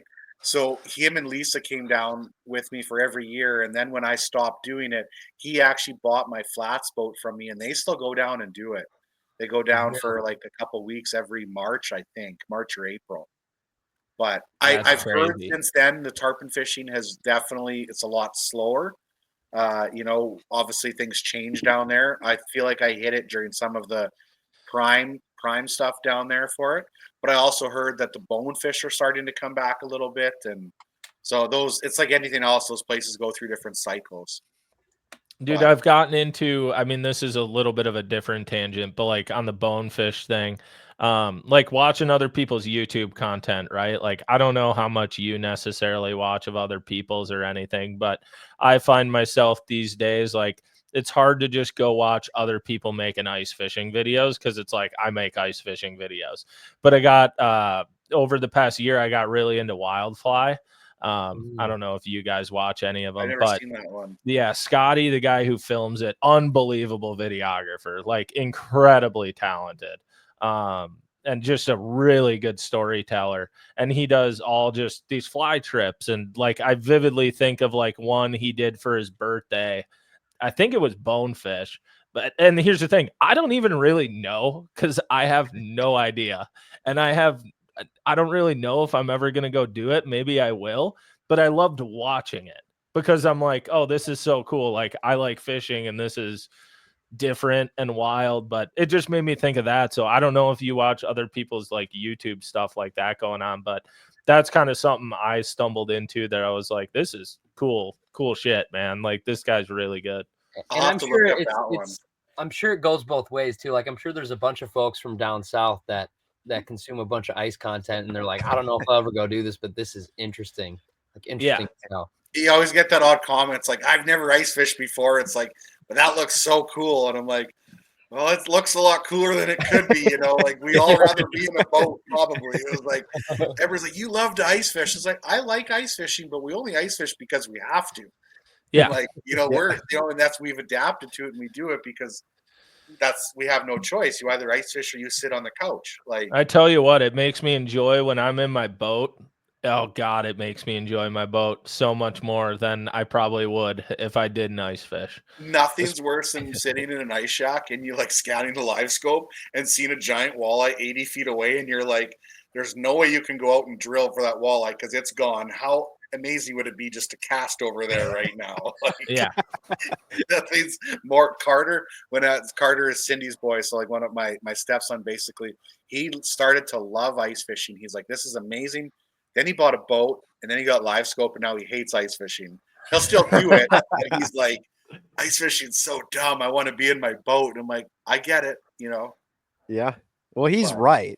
He's not wrong. There still is that crazy thrill of bringing up a 35-pound, 40-pound lake trout through a little 10-inch hole, though, or a 10-plus-pound walleye, right? So there's pretty cool hand-to-hand close combat in that sense. Yeah, for sure. But yeah, no, I'll have to look up that channel. The only one I really watched from overseas, I watch a little bit is Cavi fishing or Cavi, something like that. He's an Australian that does a bunch of stuff. There's a lot of good channels in Australia, like a ton. They sure are, yeah. They've got some wicked stuff, all that big saltwater GTs but man, those guys, like they're machines. Like they're climbing those islands and going through everything. And it's like, if any of us Canadians or Americans went there, they'd work us into the ground on the first day. Yeah. I feel like they have it though, where I feel like you could point a camera in any direction and capture just wicked scenery and like everything is awesome. Totally. You know, it looks so cool. But yeah, I don't know. They have like an Australian accent, and they're like, and they're gonna watch us and go, if it's that easy, bud, just come out here and do it, just like we would if somebody's like the whole Canadian ice fishing thing. Yeah. I'm not saying it's easy. I'm saying it looks beautiful. Totally. Yeah. I appreciate them and what it's pretty cool. Yeah, no, definitely look up Wildfly. I think he's in like Utah or something like that. Like it's American, but he goes all over and does stuff. He just put out like a mini series. He went fly fishing in South Dakota, and I never thought South Dakota would look so cool fly fishing. I was like, I don't know. The whole fly fishing for tarpon is like mind blowing too. Like we did that with yeah. It's insane. It was like I remember the first year that we did the tarpon too. It would be like you'd fish for these tarpon, you'd get one on, you'd fight it for like an hour and a half and 2 hours, and I'm like, what are we doing? Like, why are these taking so long? How come a fly guy with a 12 weight can fight a tarpon on a 12-pound test or whatever it is, tip it in literally like 20 minutes? So I went and actually had a chat with Stu Apt, who's like a legendary like fly fisherman down there, and he's like, it's all about side pressure, Clayton. It's all about side pressure. So like literally the next day we went out and fought a tarpon. I kicked 120-pound tarpon's butt in like 20 minutes just because every time it would kind of move, you go to the side with it. It'd move, you go to the side. You never got your boat on top of it. And like, we always think it's like get on top and bring them up. It's like, no, it's all about being away from it and pulling it sideways. Well, the tarpon was gassed like instantly. Huh. Interesting. That's wicked. Interesting. Yeah. It was so neat to like learn that aspect of it. Huh. So many crazy. I didn't think we would have so much saltwater talk in the. I know. We'll bring it back to ice fishing here. I think it's fine. Pink is loving this. I'm sure he's got so much more he wants to ask. Ryan's like, okay, now I'll quit. Now I'll quit my job. A big redfish, a big snook. I'd go do all that stuff for sure in a heartbeat. Yeah. Louisiana Reds. Oh. Mm-hmm. Yeah, so man. my ice fishing question for you is, and it's just popped in my head just because I'm sitting in one, is what's the permanent shack culture like up in Canada, or at least around your area? Is it large? Is it big? Is it popular? Or is it not really? It's popular on some lakes. Like the lake that I just finished doing this tournament on, Lake of the Prairies, there's shacks everywhere. There's shanty villages everywhere, but it's not like wheelhouses and nice shacks. It's like old wooden shelters, that had been put together by Grandpa 40 years ago, right? Like it's like it's like basically just a little bit nicer than most people's outhouse type of thing. Like most of the whole outdoor shacks. Getting an older camper and redoing the inside is really popular up here for sure for people. Yeah. Most of the hardcore guys don't do the permanent shelters. We get so much snow and it's so hard to move them around. Oh yeah. Mm-hmm. Like the snow is definitely an issue. Like I did have an ice castle at one point. I had a 26-foot ice castle, and I used to travel around with it for different lakes and use it as a home base. But as soon as you got too much snow, it was like you're done with it for the year. It was like you're not moving it anymore. So you could do the whole skis and tracks on your vehicle and stuff like Chris Gahn does on Winnipeg, right? If he gets lots of snow, he's got it set up where he can actually move them around and do it. But our hard-sided shack season here, though, is pretty short for moving around. Once you get too much snow, they're staying in one spot. Well, I even think, Sobi, you think of like where we're at, like in Minnesota and Wisconsin and some of the Dakotas, like I feel like we're at that perfect level where sometimes we run into really snowy winters, but for the most part, we're pretty good. But like, I mean, Pink, it could have been a different year, but like when we went to Devils, like there's not a lot of houses. And it doesn't seem like they say there's normally a lot of them either. They do it a little different. Like there's so many more people here ice fishing, like density wise, than like where Clayton's at. Yeah. Like the Devils I think there is, like, we have some lakes that are like it's insane. The amount of people there, it's like it's crazy. Yeah. But it's a big enough lake where you can get away still though as well. I think if we had more people that had the wheelhouses here, and you did the people like down there where you have accesses and you plowed roads and you charged people, say, hey, like whatever it costs to come out there and you set your ice castle up, I think that would definitely could fly up here one day. Yeah. But there just isn't enough someone to do it and plow the roads. Well, like for instance, we have business. Yeah, we have lakes that are, under 2,000 acres that there'll be a couple hundred shacks on. Totally, yeah. Well, yeah, you know what lake under 500 acres is popping off for crappies because you're just driving around and all of a sudden there's 250 permanents on this 300 acre lake, and you're like, well, sayonara, there's no doubt that your pressure, our pressure is 100 times different. But like we have zero snow, so it's like If we had no snow, I think our pressure would definitely go up even more, because I know like at the first part of the season, as soon as you can drive on the ice, and if there isn't much snow, like people take out their cars, their SUVs or whatever. Well, I've seen so many people on Winnipeg the last 2 years just because you can drive a truck wherever you want. Yeah. So it's like now that I have like a good sled for ice fishing, it's like I pray for a lot of snow up here, because then it's like then I can get a bunch of areas to myself, and whatnot. And we still have a lot of cool backcountry lakes too that people can't get into unless you have a snowmobile or anything like that. But you get to this fine line though, where you get too far north and growing seasons are so short and the fish just don't get as big. Like, to be honest with you, I catch bigger pike in the southern region than I do going north. Everybody always talks about like, oh, excuse me, you got to go north for big pike. Got to go north. That's where they are. It's like, yeah, I can get big pike up north, but I can get bigger ones down south where it's more fertile and the growing seasons are longer. Yeah. This is kind of side question, but we were talking about demographics and stuff. I've never gotten to ask this question to like Jay or Weeb. So I'm curious, Clayton, is your demographic on YouTube, what percentage is Canadian compared to American? I look at this quite frequently, but it's like, I'm going to look now. It's like 60% American, I think. Okay. Yeah. So I'm just curious. Even higher than that. Okay. The last 28 days, it's 68% American, 28% Canadian. That's crazy. Okay. Wow. So that's not crazy far off. Like, I mean, ours is, I can look right now, actually. I'm just curious by that. There was at one point, I'm sure it was like, it felt like it was 50-50, but as the channel grew more, it was like, you can notice it was like, it goes this way in terms of, and that's because of the population, obviously, right? Like, yeah. And then of course he gets a lot of Canadian anglers. Yeah. And it's like, oh, well, that's nothing special. I can do that. Right. So this is what's hilarious for ours. This is where like people don't know we exist, but like all of us down here know you exist.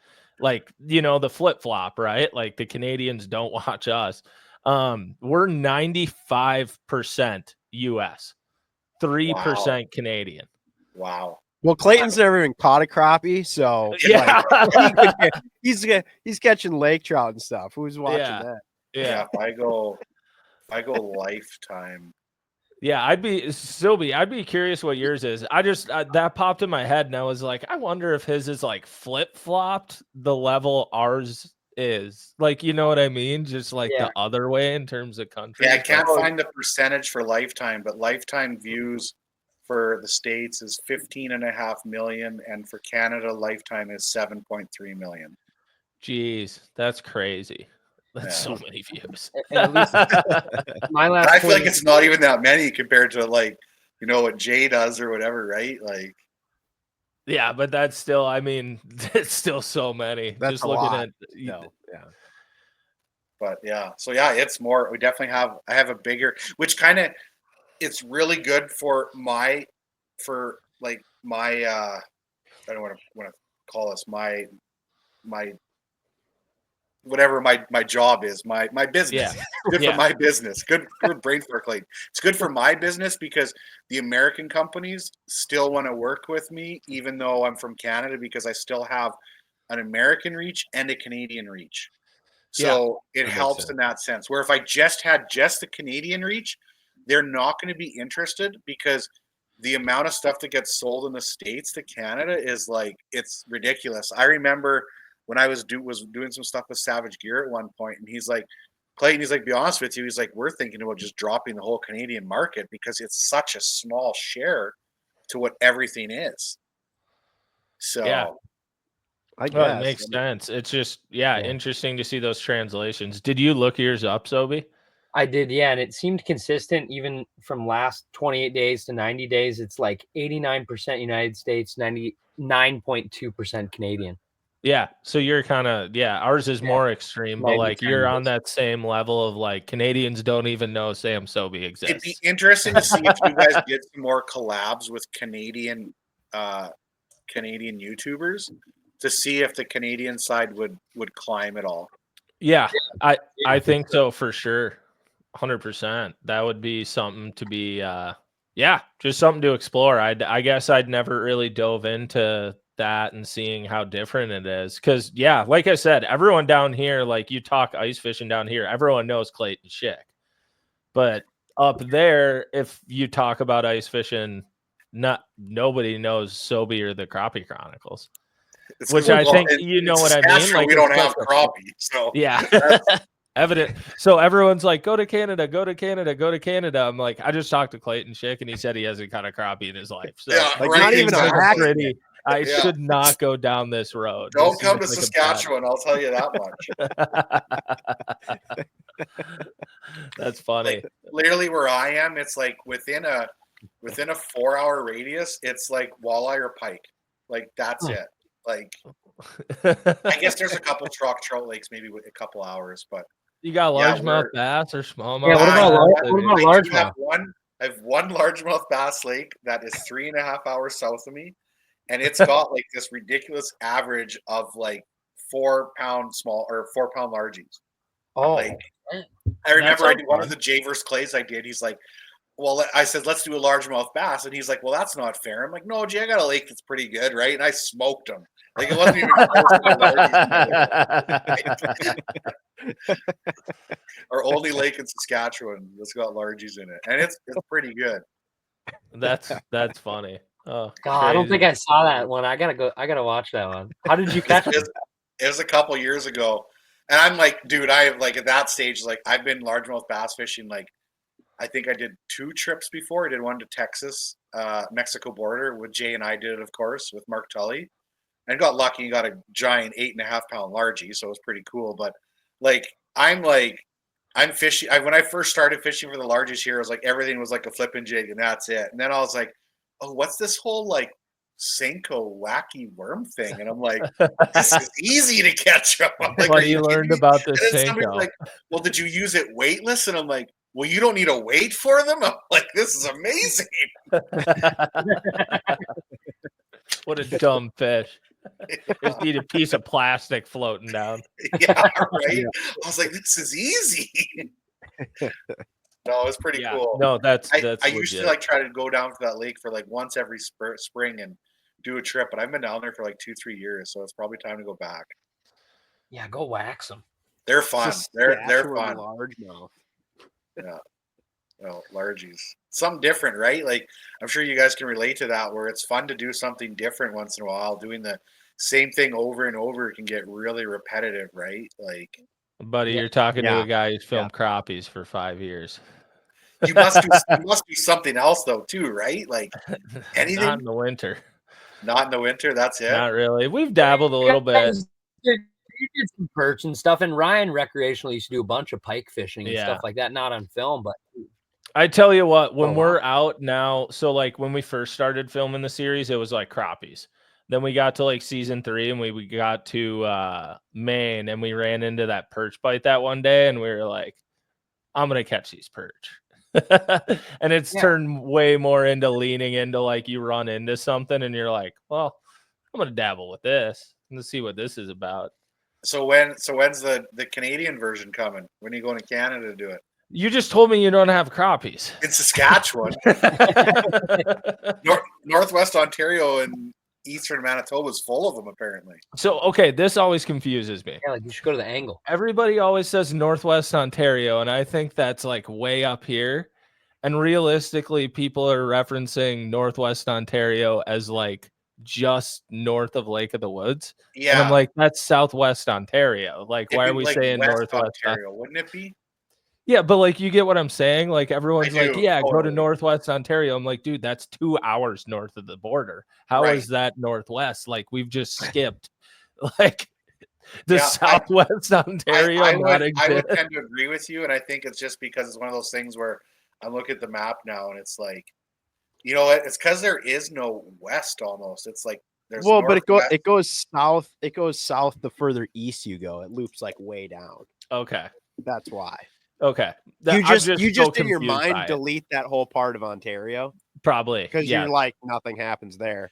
Yeah, but you know, you look at right here. You look at Kenora though, and it's like it should be like Southwest Ontario. That's what I'm saying. Everyone says I'm in Northwest Ontario and I'm in Kenora, and I'm like, dude, Gussie lives like an hour and a half from the border.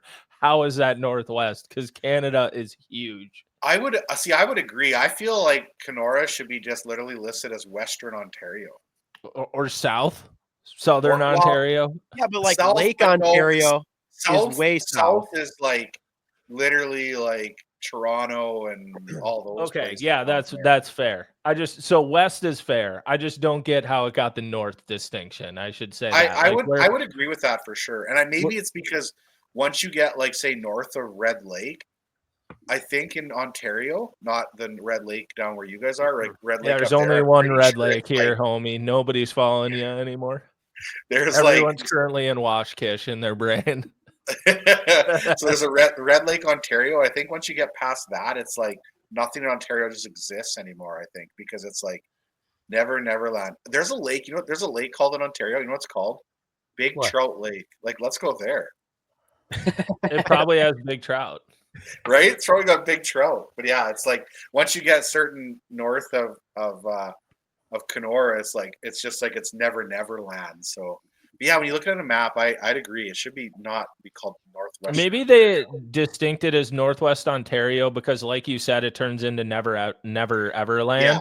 So they just go, this is as far north as people exist. So that's Northwest Ontario. And they're Agreed. like, well, what's Maybe. north of that? And you're like, that doesn't exist. Doesn't matter. Yeah. Yeah, Nobody's it's been possible. there. Somebody should really bring this up. Yeah. So, Clayton, with that, I would say, how many times do you think you've been on a lake that you know nobody else has stepped foot on in a year? Oh, geez. Or like Not you get that feeling that you're like, I think I'm the only one out here, probably. maybe once a year. But even then, it's like most of the stuff, even though I feel like, man, I feel like I'm the only guy out here, and all of a sudden it's like, oh, there's a hole from a few weeks ago or something, right? Like, I don't know. I feel like Are those like backcountry though? yeah, even the backcountry stuff, like Yeah. it's not very often you're like breaking trail for the first time. If you know, usually somebody's broken a trail in there. Like it doesn't mean it's going to be a lot of people, but it's been a long time since I feel like it's like, oh geez, I probably feels like I'm the only person that's out there. I know there's times where I've been in northern Manitoba, even with a lake that has easy access to, and I'm set up in the middle of the lake, and like I'm looking around, and there's nobody for all day, and it's like, then it's like, okay, it's like, does anybody ever come out here? And then all of a sudden, you know, like you'll be driving home, you're like, oh, there's an old sled track, or there's a sled track, but there's lots of times where it's like, it does feel like I'm alone.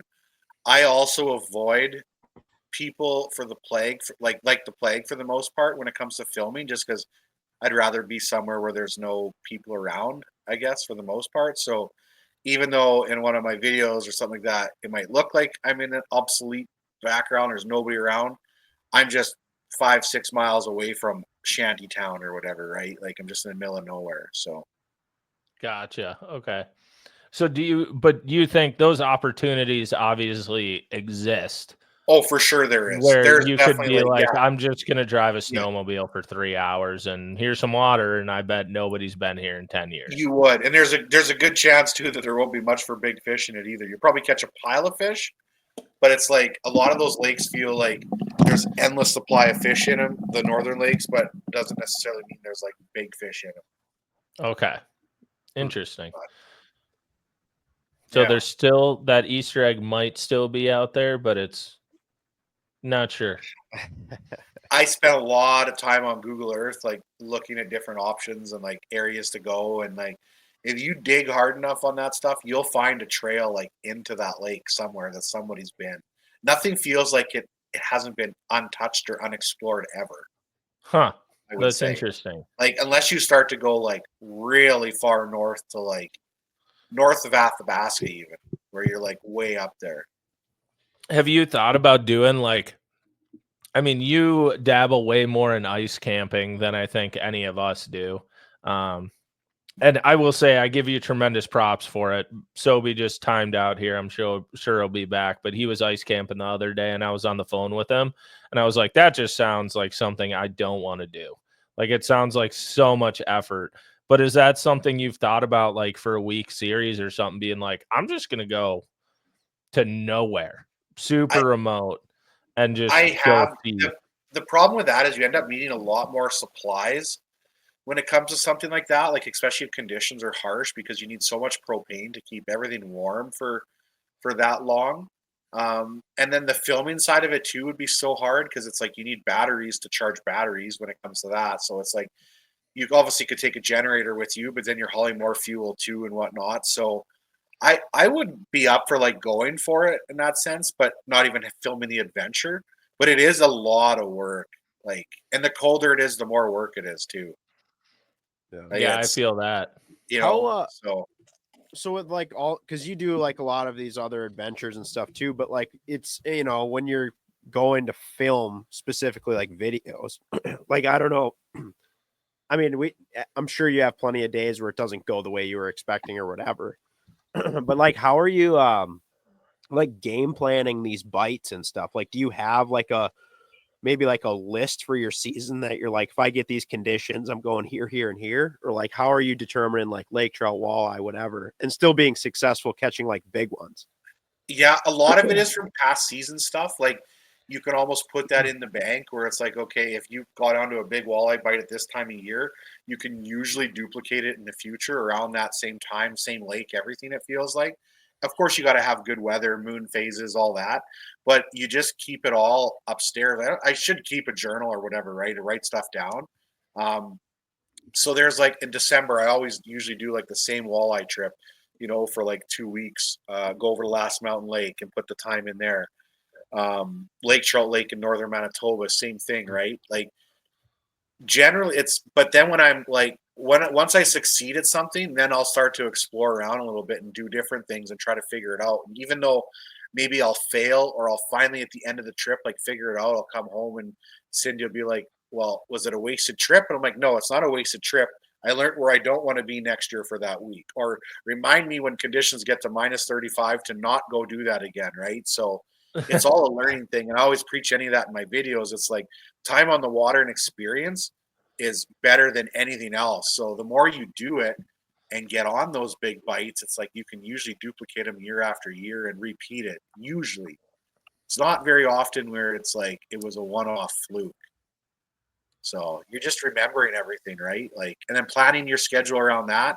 And then I plan most of my schedules around the weather. Like, okay, I look at the weather network for 2 weeks. Where is it nice, right? Where has it been crappy out, and all of a sudden it is getting nice?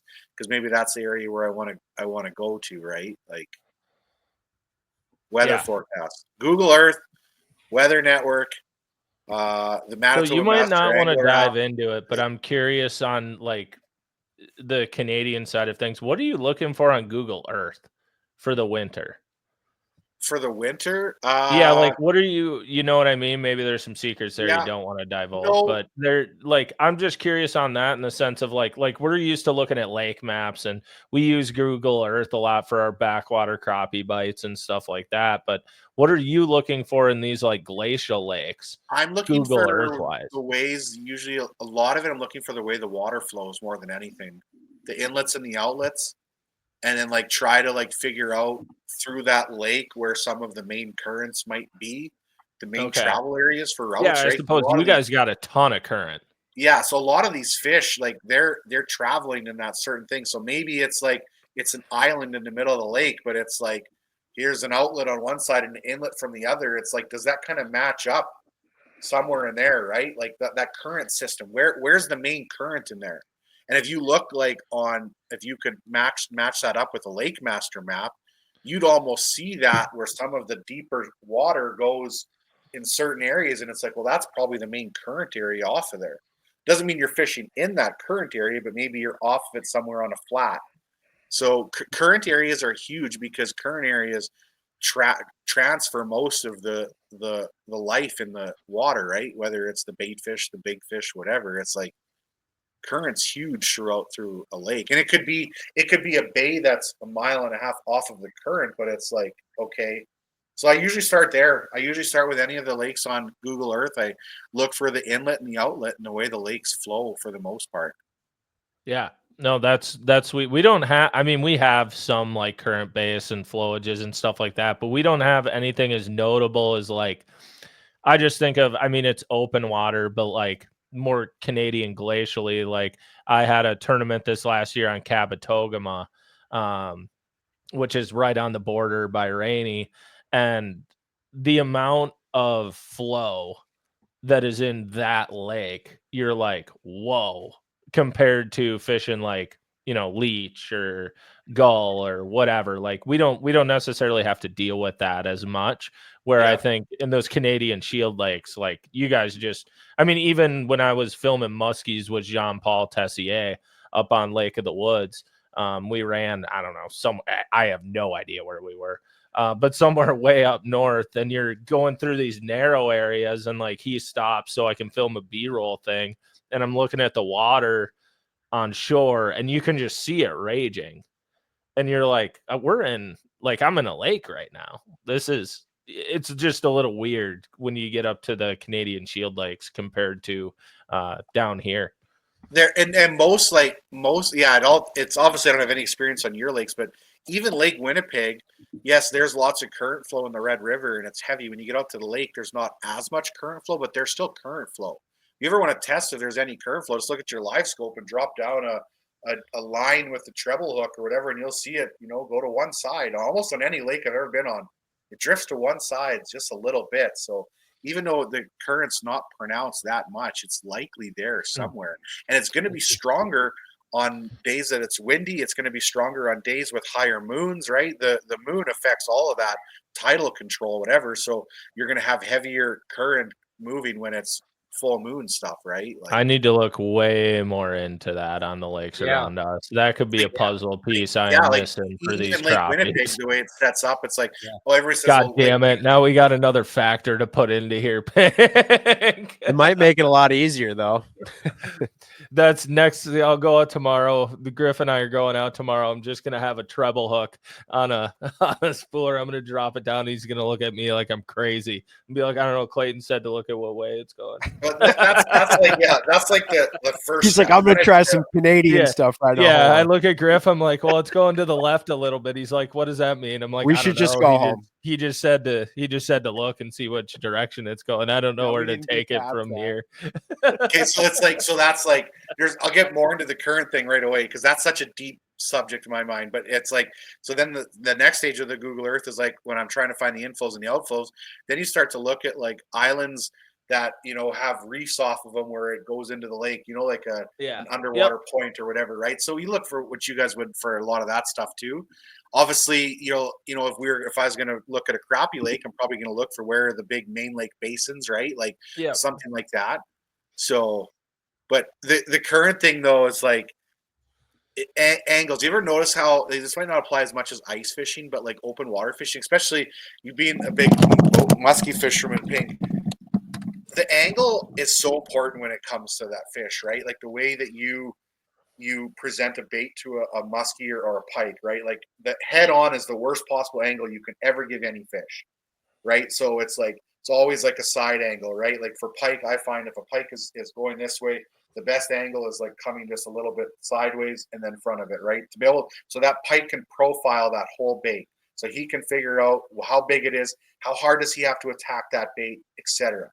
So in current, which way do fish mostly face if there's current? Up current. They face into the current, right? Because they're literally aerodynamic, so it's easy if the current rushes over them. So now if you get into a current situation, you don't want that bait necessarily coming straight at them. You want it coming a little bit of a side angle, right?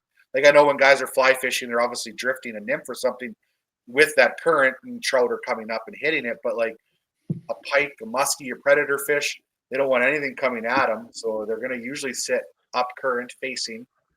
Yeah, so you're bringing your bait slowly into the current or cross current, that type of thing, right? Like the worst thing you can do is for pike fishing is throw a bait up current and reel it straight down with the current, right? Because they're likely not going to eat a bait like that.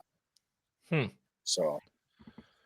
No, I think, that's all, I think, awesome. Your guys is current too in Canada. This is random off topic too, but you guys flow a bunch of like south to north, don't you? Because everything drains up north into it's mostly Hudson. It flows into the Hudson and then into the Arctic, into the whatever one on the west side. It's like Wollaston, the lake I guide on, it actually drains into two different lakes. It's got one main flowage in and then two major outflows. It's like the only lake in North America that's like that. But most of our stuff is south to north. Yeah, which is so bizarre because ours is different. We flow really? south. Well, yeah, because the Mississippi River starts in Minnesota and it flows all the way down to Louisiana. Okay. Yeah, so you get like the red, and doesn't that flow? Maybe not.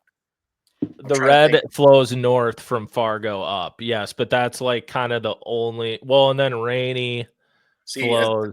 The Assiniboia flows north to south. So we do have stuff that flows north to south. That's weird. Yeah, I don't even ever really think of that. I don't know. So yeah, that's one of the first things I look for on Google Earth is just.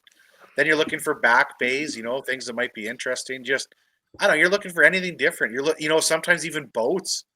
You can look on Google Earth and be like, oh, how come there's 3 boats around this one island? Huh. Yeah. Maybe that's a hot spot, right? Like, especially if you're going to a new lake, like any information like that is. Do you like to set up close to those inlets a lot? Like I'm talking ice fishing. No, not really like close to them. No, maybe come closer to like their actual run season, like say for late March for pike fishing, where I know they're using that inlet for a spawn. I'll set up relatively close to it, but during the season itself, like no, I'm just kind of mostly get a layout for the way the lake's flowing. You can usually get action at those inlets no matter what, but it doesn't mean it's going to be the only place on the lake that's going to be good. And there's a lot of people that obviously have clued in and figure that out because there's a lot of northern lakes where it's like the spot to go is literally at a certain creek mouth. It's like, yeah, everybody likes to fish like Ink Creek, they call one, right? Because that's like one of the outlets. So interesting. Yeah. That's really interesting. Dang. There's such a cool science to all that, right? It's like, and there's so much you can learn like every day with anything, like any conversation you have with everybody, there's so much to learn and there's so much stuff that we'll never know either. So, I mean, I'm sure you've talked to a ton of people doing what you do and everything, just about all these different aspects of fishing and different species and stuff. What's been like the craziest outlandish like thing someone's told you that you maybe didn't think was legit, like on a timing thing or something, or like how to target something that you were like, there's no way that's legit, but like maybe? I feel like people run into weird stuff all the time with some people think moon stuff's crazy important and some people think it's BS and then some people think, various things. You know what? Where we are, it was like something I started to do over the last couple of years is downsize a lot for the walleye come later winter. Like everybody's like always like, oh, if you can't catch them, go small, even like mealworms, something like that. And I'm like, come on, like they're walleyes. Like you can catch them with a jig and a minnow all winter. And like over the past couple of years, like I'm out where it's like I can't get these walleyes to eat anything. I go to like a super small tungsten with a mealworm or a tiny minnow head, and like all of a sudden I'm catching them. And I'm like, okay, there's obviously something to that. So that would be one thing where up here, because everybody's like thinks too, Canada fish are easy to catch. Like they bite everything. So that was probably one of the things where I looked at or thought about before, and I'm like, no, that doesn't make sense. Like, there's no way that you can't catch them with just a regular jig and a minnow or whatever. But that's probably something I started to do recently different, where I thought before was kind of BS, I'd say. I don't know. Other than that, like you always hear stories about fish and whatnot, like giant fish in certain lakes that I always think like, really? Maybe that's kind of, I don't know. That's a tough question, Pink. It's a tough one. It's a good question. I just know if you ever landed on something crazy, like, I don't know, you talk to enough people, eventually you hear something crazy, but I don't know. Well, I've heard a lot of crazy things for sure. Do you guys have a large population of carp or like wicked rough fish up there? Certain lakes, yeah, like Last Mountain's full of carp. So that whole Qu'Appelle River system has like so many carp in it. Okay. Which can get like, and I had a crazy experience this year. We were ice fishing. It was like the start of the day. All of a sudden it was like, oh, there's a big walleye. And all of a sudden it was like, no, these are carp. Like all of a sudden it would like, they come in schools of 20, 30 at once and they go up and down in the water column. And I'm like, no, these are 100% carp. Dang. So carp can tend to look like a walleye on live imaging a lot of times, unless they get really big. Like they're literally like built the same. They move a little bit differently though throughout the water column than a walleye would for sure. But yeah, we have a lot of carp in some of our lakes for sure. So one of the reasons I asked that is I was wondering, like, do a lot of guys around you shoot carp, or those guys that ever go out with boats and like bow fish for carp at night? Because like when we're talking about crazy interactions or crazy different things you've seen, like it seems like we hear some of the craziest stuff from the guys that shoot carp around our lakes just because they're out there in the middle of the night, they're wicked shallow, and those are the guys that honestly can turn us on to a lot of just sweet lakes that are coming back alive or bigger fish because they see everything. They see this all at night, and those guys, they know more about the lakes and the opportunity around our area than we ever would want to, like, ever dream. Yeah, it's not the hunting the carp with the bows is not very popular up here. I'd say there's probably none of the nighttime fishing that goes on with it. Sure. There's some people that do it during the day, but it's not very popular at all, like it is down there. But it would be like I know, like too, like sometimes I'll go and just like spotlight rivers and creeks at night to see like what's moving through it, right? And like when the walleye spawn is on, it's like holy cow, the amount of fish that move through a creek, it's like it's pretty So crazy. Cool. Yeah. That's and so shallow. cool. I think that's one thing I'm learning lately too, is up here is like everybody's got this generalization or idea that you have to catch walleye in like 25 to 35 feet of water in the winter. And if you're not in that depth, you're not going to catch them. Well, the last like 2 weeks, I've literally spent fishing 8 to 10 feet of water and like doing really well. And I kind of learned that from the whole pike side of it with the underwater cameras, where it's like I'm fishing for pike in 4 feet of water, and I go through the footage at the end of the day, and I'm like, there's a school of walleye, there's another school of walleye, there's a big walleye, right? Like all of a sudden you start to see. I think honestly, like something really cool is like having the underwater cameras like you would the trail camera for deer, like just to kind of see, right? Like that's so cool. We were talking about that before this because we were saying, we were like, dude, like you have some of the sickest underwater footage. Like, I commend you because I know how much of a like, pain in the ass so it is awesome. to get. So like hard. everybody it's listening so to this who appreciates Clayton's underwater footage, you need to like comment, give him all the positive feedback. Like Like it's so we try to get it. And it fucking sucks. Like I'm putting that so as lightly as I can. It is so miserable to try to film, edit, line up, all of it. It is so hard. And it's like, so now it's like I've gone as far as if I take somebody pike fishing with me in March, it's like I have 4 underwater cameras and 4 recorders, where it's because I hate having one of the rods where it doesn't have an underwater camera, because that's the one that's going to get like the biggest fish ever. Like I recently, I don't know if you guys seen the video, but this past year I put out a video that I caught a fish last year as a 47 and 3/4 inch pike. And I was lucky enough that I had that on the underwater camera, or else I'd have been so miserable if that was one of the ones where it like went off and I never had that footage or something like that. Because to me, that's like some of the, it's so cool to see it. Like, oh yeah, and that's like the one thing that's where ice fishing owns open water, at least in the visual side or content side, because like you can't get that aspect in open water. Like that's the one thing ice fishing will it's also so species dependent, because like, dude, there's zero chance we catch any of the fish we do in the Chronicles with underwater footage. Not like there's no way with what we have to do or how we target them that we can do it. Right, Pink? Like I don't also don't try. So I think it would make it increase. But yeah, it's already very difficult. It would make it increasingly way difficult. Only way you could do that, like, do you guys have a dedicated camera guy? Yeah. You'd almost have to have 2. You'd have to have a guy that's literally dedicated to the underwater camera, and that's all he does.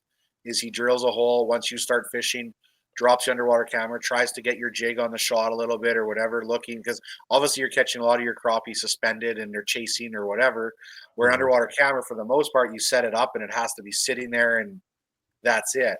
And then you also get to that side of it. It's like, okay, is the camera going to spook the fish too, right? Like, it's we don't have the budget for this. Yeah. The only way we're not Clayton Schick Outdoors, buddy. Dedicated underwater guy. We're the Crappie Chronicles, not Clayton Schick Outdoors. We cannot afford 2 camera guys. We got to bump that 2% Canadian. I can't even afford 1 camera guy. Up to 14%. Something. See, pike fishing with the underwater camera side of it isn't that bad, because you set your tip ups out and then it's sitting there, right? So it's easy to get underwater camera and put on it. But it's like, even now when I start, it's like I put the underwater camera out even before I put the pike tip up out, because so many times catch the biggest pike in the first 5 minutes of the day. And it's like, Mm. if I'm not going to take underwater camera for the day, I don't care if I don't get that shot. But if I'm taking underwater camera with me and don't get that shot, I'm so upset. Yeah, that's fair though, because it is fun when you get it. Like, So sweet. It just Those adds to underwater it. camera eats are so sick. It's so cool to watch. I know. It's like I want to do more with the lake trout stuff too, but again, it's so hard. It's like because I'm finding that a lot of the bigger lakers, it's so hard to catch them in a small little area. Like you got to be moving and having chasing and whatnot. So the one angle I found that works for them is like just pointed down the hole, and then once you get them high enough in the strike zone, you know, they start to show up or whatever. But What about Do you like those water wolves? Like those, have you ever seen those really small? Like have you I've ever tried tried. that lake trout? they end up putting so much weight on the middle of your line or an area in your line where the hookup ratio is so tough. Like Mhm. it ends up pulling hooks. It's just like a three-way weight system, right? Like Yeah. especially if you don't have a good amount of pressure on that, like so much can go wrong. And you get so many few opportunities when it comes to like a big lake trout. It's like I don't want to lose that one opportunity.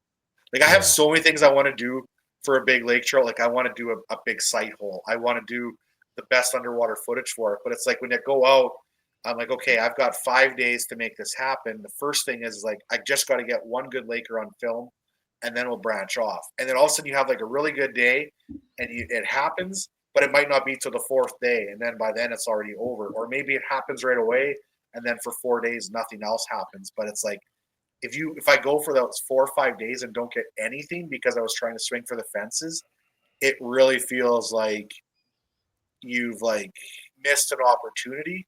I'd say that I'm finally getting to a position now where it's not as important to get a video out, where I don't feel like I have to put out 2 videos a week. So if I go out 2 weeks without a video because I swung for the fence, maybe it's worth it. Well, then you see, I mean, obviously very different level channels, but I've even experienced with what we do, like even a little bit time away when you do post the next one, it hits so hard because Yeah. people are just starving for it. Yeah. So it's not necessarily the worst thing. Whereas, you know, Sobi, like when you started doing the YouTube thing, it was if you can post a 10-minute video every day, you're king. Because there was like nobody out there. Right. Yeah, and that was almost like a different time where shorter videos were almost better, and just frequency was better opposed to long form videos where Yeah, have you noticed even on your channel, Clayton, like longer videos better now? Longer videos are definitely better, but I've done long format videos for like 3 years already where they're like 30 minutes plus usually.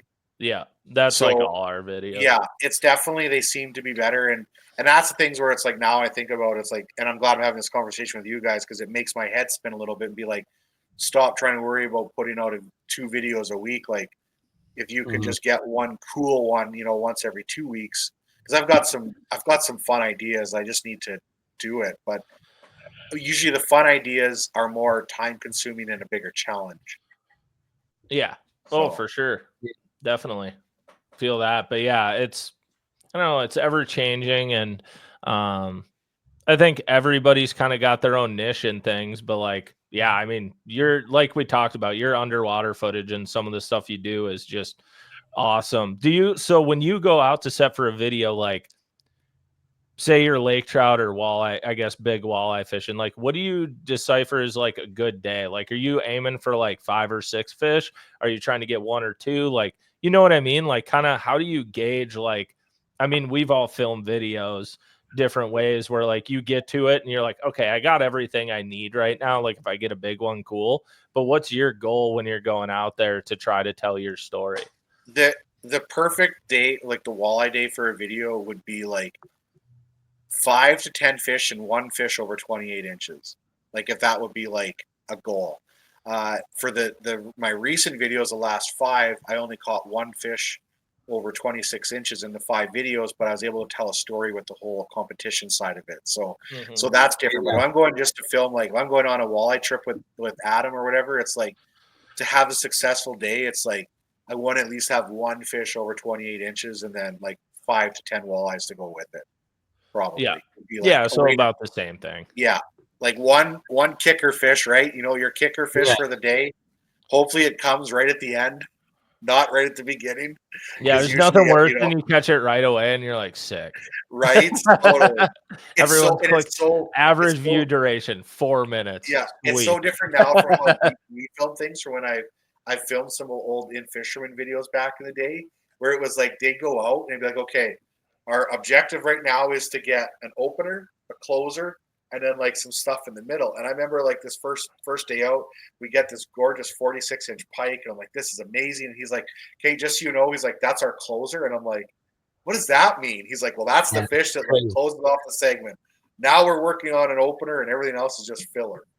Like it's, you know, like whereas we go out and it's like you tell your story for the day. And that's the thing why people relate to it more is because it's the story. It's what's happening for the day, right? Like it's the ups and the downs throughout the day, not just a 5-minute clip of a hero fish, whatever, and then another hero fish.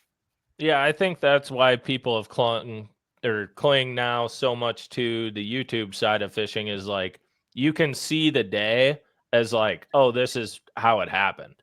Compared to, you know, there's big fish scattered in or whatever it is. Like you can't really move it around. Like there's no staging it or being like, oh, we're gonna put this fish here, this fish there. And I think, you know, Aaron obviously I feel like paved a big way in that when he was filming everything, just being like, we're just gonna tell it how it is, and then go from there. It was so real with it because like even when we pre-fished for the banana video, it was like I remember we had the cameras rolling because he was still telling a story, or he would have told the story if we caught it. It wasn't like, okay, we're gonna catch this fish and work it into the next video. You know, like the only way that you can ever do that now is like I find if you're filming a video and then you actually sit down and talk about it. It's like, yes, I was out fishing yesterday. We were scouting and this happened or whatever, right? Because you're still telling that story side of it. But the whole pretending, you know, the days of like pretending that you go out and you have this magical fish to start with and this magical fish to end with, I think those days are far over. Yeah. And then when they happen organically, you're like, nice. Yes, totally. Yeah. When I was just gonna say when you're coming up with your ideas and stuff, like just being creative, kind of in that same vein, like are there? I mean, I'm sure there are, but do you have like a few? I'll say like other channels or other creators that you really like, or you think they do a good job of doing some of those things like that? I'm really bad for watching other people's content, especially like this time of year, because it's like you're so busy. Like it's literally you leave the house at 4 o'clock in the morning, you get back at 9 o'clock at night, you charge camera gear, you dump footage, you repack the truck, whatever, and it's like you repeat and do this time over, and then you get home, and then it's like you're editing. You know, when you do have a day off, you're editing. So I probably maybe do watch some videos during the off season part of it. Mm-hmm. But there's nothing where I watch where I'm like, that's what I want to do or that's how I want to do it. I think like I don't really get a lot of creative input from other channels. You know, I don't think I do. I remember back in the day watching like even channels like Casey Neistat or somebody like that, where it's like I'm sure everybody did, right? Where you don't copy him, but it sparked that creative input for yourself, right? Right. And I find these days where my content isn't super creative anymore though either. Like I need to do something different. I feel like it's almost repetitive where it's like big walleye, big pike, big lake trout. Oh, there's another underwater footage. It's another big lake trout, whatever, right? Like, so I need to get back the creative side of it a little bit, but it's like gets to a point where it's like, okay, what's next? I think that was Aaron's downfall in that sense where it's like he's done all this cool stuff and it's like, now what? Because once he's got a big lake trout and he made an awesome video for it, I think that drive for it is gone a little bit. Yeah. Whereas but then he could go do his awesome lake trout mission in the Yukon where it was like something new and fresh and his drive is there, right? So yeah. Oh, 100%. I totally feel that. Like that's a tough one, right? I'm sure you probably get to the same point where you're like, we're going to do crappies again. Is it how do you spin it to be differently from the next one? Well, right? And I think there is a thing too to it though, where people come watch a video because they want what you've given them. And like like the more, you know, like when we What do you- first what do you started mean by the that? Chronicles, what? What do you mean by that? They want what you've given them. Like, so even when we started doing the Chronicles, and I'm sure Clayton, it's the same way for you when you're editing videos now, there's a certain point where you're like, I feel like I'm just putting out the same thing. And like when we first started doing it, I was like, this series will last 2 or 3 years and people will get sick of it. And then you're 5 years in and it's getting bigger and people are like, I guess what I want to watch. You catch another big crappie. And you're like, you're not satisfied for it by the first however many of them. And they're like, no, I want another and another and another. And you're like, okay, well, I guess, you know, don't mess with the recipe, but we can work with the foundation and move it around a little bit to tell this story a little bit differently. But I mean, still the thing is, like, people are showing up to watch it because, I mean, think of it. Have you seen views go down on a lot of these things that are still repetitive? They haven't really. I'd say I don't probably have the views that I did 2 years ago, but it's not by much though. Like like it hasn't gone down, but it's definitely plateaued on my end, I'd say. Yeah. I think. So it's like you might need to find a new, so you're looking for a new audience base. Yes, like I don't like the plateau side of it, right? Like, yeah. I hate plateauing. Like I want to see growth and not. I don't like flatline stuff. So once again, this is different for us, but it could be something to spark an idea for you. But like whenever we've ran into that, is like, oh, I feel plateaued on views or like our audience or whatever. When we've done our little trips, like we just went to Hayward and we'll have another one coming up this year. When we went to Maine, or even the UP was the first time we saw it. Was like you go to a new area where not a lot of people know who you are. You have a couple people who follow you, but then you put out this video that's like, you know, welcome to the Upper Peninsula of Michigan. And there's a bunch of natives from that area that are like, what's this? I haven't seen this content. This guy's new. And like, you can see in your analytics, like you have your old viewers. And then like 3 days in, all of a sudden new viewers pass old viewers and you got a bunch of new people. And so that can be a thing too, where, you know, maybe you've been going and doing all this Saskatchewan Canadian stuff. And who knows, maybe you go hop the border and go down to Devil's Lake, North Dakota. And all of a sudden there's a bunch of new viewers who are like, I didn't know Clayton Schick. Totally. You know, you just tap into a new realm, but it kind of sucks because you're like, well, I have to leave in order to do that. Right. I know. Totally. It's when Sobi asked earlier about the hunting side of it. Like there's another, you know, possibly an audience to tap into is some of the hunting side of it too. Right. But then it's like, I've also told myself, it's like, even though I don't like to see the plateau, it's like, if I can consistently do the numbers that I'm doing now for the next 10 years, I'm also okay with that. I don't want to, I guess where I really would start to stress if it started to go downhill, I guess, more than anything. Yeah. Oh, for sure. Because like I don't need to have a giant fancy house and sports cars and whatever and be rich. I just want to be comfortable, right? Like we all do. So and just like to pay my bills. I just want to pay bills and live comfortably and not worry about, you know, is there going to be food on the table next week or whatever, right? Like just want to live comfortably. That's all. Yeah, yeah. So. Oh, I feel that. Sobi, you got anything else brewing in your mind? Oh man, I got a bunch of different things brewing in my mind. I'm still even half caught up on the current conversation. My mind is. I saw you were so into that at that time. Where it was like, oh, dude, I fished some like reservoir type stuff, kind of down. Dude, when we guide up north, if we have a cold front or the fishing's off, the first thing you do is go to the current. Like current is the most, you know, current is always the most like stable fishing you're gonna find. Who wins? Full moon or massive cold front? Ice fishing walleyes.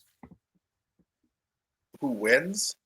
Yeah, like is the bike gonna be good? Like, is the bike gonna be okay? Like, because I feel like that's, I don't know. I'm thinking about massive cold front is gonna be full moon for walleyes. I love massive cold front. I hate. I know. So that's like what's kind of happened by me past couple days. It's been like like full moon, pretty dang big moon. And then there's been a massive cold front. And I feel like things went horrible past couple days. And now I'm like, who wins? Who wins? Massive cold front or full The moon? massive cold front wins. I It think always so. wins. I think so. It's And your now, cold front. oh, I was watching. So when I did this last 5 days, like I spent a lot of time on the lake. You would be surprised at how often these walleyes will move 2 feet and then literally sit on the bottom for like 2 hours and not move. that's so I weird. watched several times. I learned on live crappies shows. do that now too. They go to sleep. They just go to sleep. But that's sit so on the weird because bottom I feel like my and you're whole done. life I was taught like walleyes are always swimming. Walleyes are always swimming. You know what I mean? Like your They're panfish and not. stuff, or even bass or lazy, like they'll relate to a piece of structure or something. But walleyes are always swimming, and that's like what I feel like I was taught. But that's probably not Here's a true. great wall question, Clayton. If you were catching walleyes and like big ones on a spot and you were like, God, I really want to catch a walleye tonight, would you move to somewhere else or would you stay in that spot? Okay, but didn't you just say you're catching walleyes though? Yes. Yeah, this is the hypothetical. Yeah. So were you catching walleyes and moved somewhere else? No, Where this they're has going? nothing to do with anybody No, who's no, in this this was just a conversation. general This question. is a completely random hypothetical. Well, if I'm catching a bunch of walleyes in a spot and it's good, I'm not going to go somewhere else to catch walleyes. Okay. Oh, let me write Okay, that down. so you answered how we would expect. Okay. Sam, So what did you you do were on today? big walleyes and you moved, didn't you? Yes, Because I did. the grass- Now I'm like, guess listen, why? who wins? Guess why? Big moon or massive cold front? It was all this cold front that screwed me. It wasn't my Because move. the grass was greener somewhere else, right? It has Yeah, to be. I'm so- like, well, you know what? If this was good, this is going to be good. So now this- he's sitting here going, wait, no, the cold front shut it off. Meanwhile, he left literally the good spot. Dude, Now I have a bullhead just pulling down my shiner every 20 minutes about this far. I remember the situation, and it worked out 2 different ways on 2 different occasions. I remember guiding and being in this bay, and the fish are going absolutely nuts, like 40-incher, 42-incher, 43-incher. The bite was insane. And I remember radioing Cam and being like, Cam, the bite's insane. We need to go to X Bay right now. And it's like 35 minutes away. I'm like, the bite's on. I'm like, we have to go now. We got there and it was garbage, like gulch. And I'm like, why did we leave? Right? Because I always thought if it's really good somewhere, it has to be just as good or better somewhere else. And those big fish that live there, they're probably eating right now. So it's like, yeah, don't leave big fish to find big fish. Oh gosh. I'm gonna jump. So Sam, what did you do to set up your permanent today? I left a big fish to find a bullhead. I've been on a crazy shallow walleye kick too, Clayton, where I'm getting shallower and shallower. That's why I have all the lights off. I'm really, I'm laying So low. how shallow are you? I'm in 7 feet, but I'm Okay. like right next to probably 5.5, 6 feet. And then, yeah. So, and it's not Have like you caught a walleye yet? no, and No. we're past prime time, but the water's wicked clear over here, and I don't know. I think I don't know. My wheels are spinning, but I don't know. Like I've done really in our area, like our lakes are so weed driven. You know, like we have wicked good weeds, and it seems like a lot of these big walleyes they love the shallow weeds. And I'm not even set up on that good of weeds, so I'm just like, why am I here? This spot was so sweet until I fished it. It was so good the fish didn't even know about it. Exactly. They don't know about it yet. Remember what Clayton gave the speech on earlier where he was like, every day on the water is a learning experience and you're learning so much from it. What are you learning right now, Sam Sobi? Where not to go. Don't drop a pin. Oh, dang.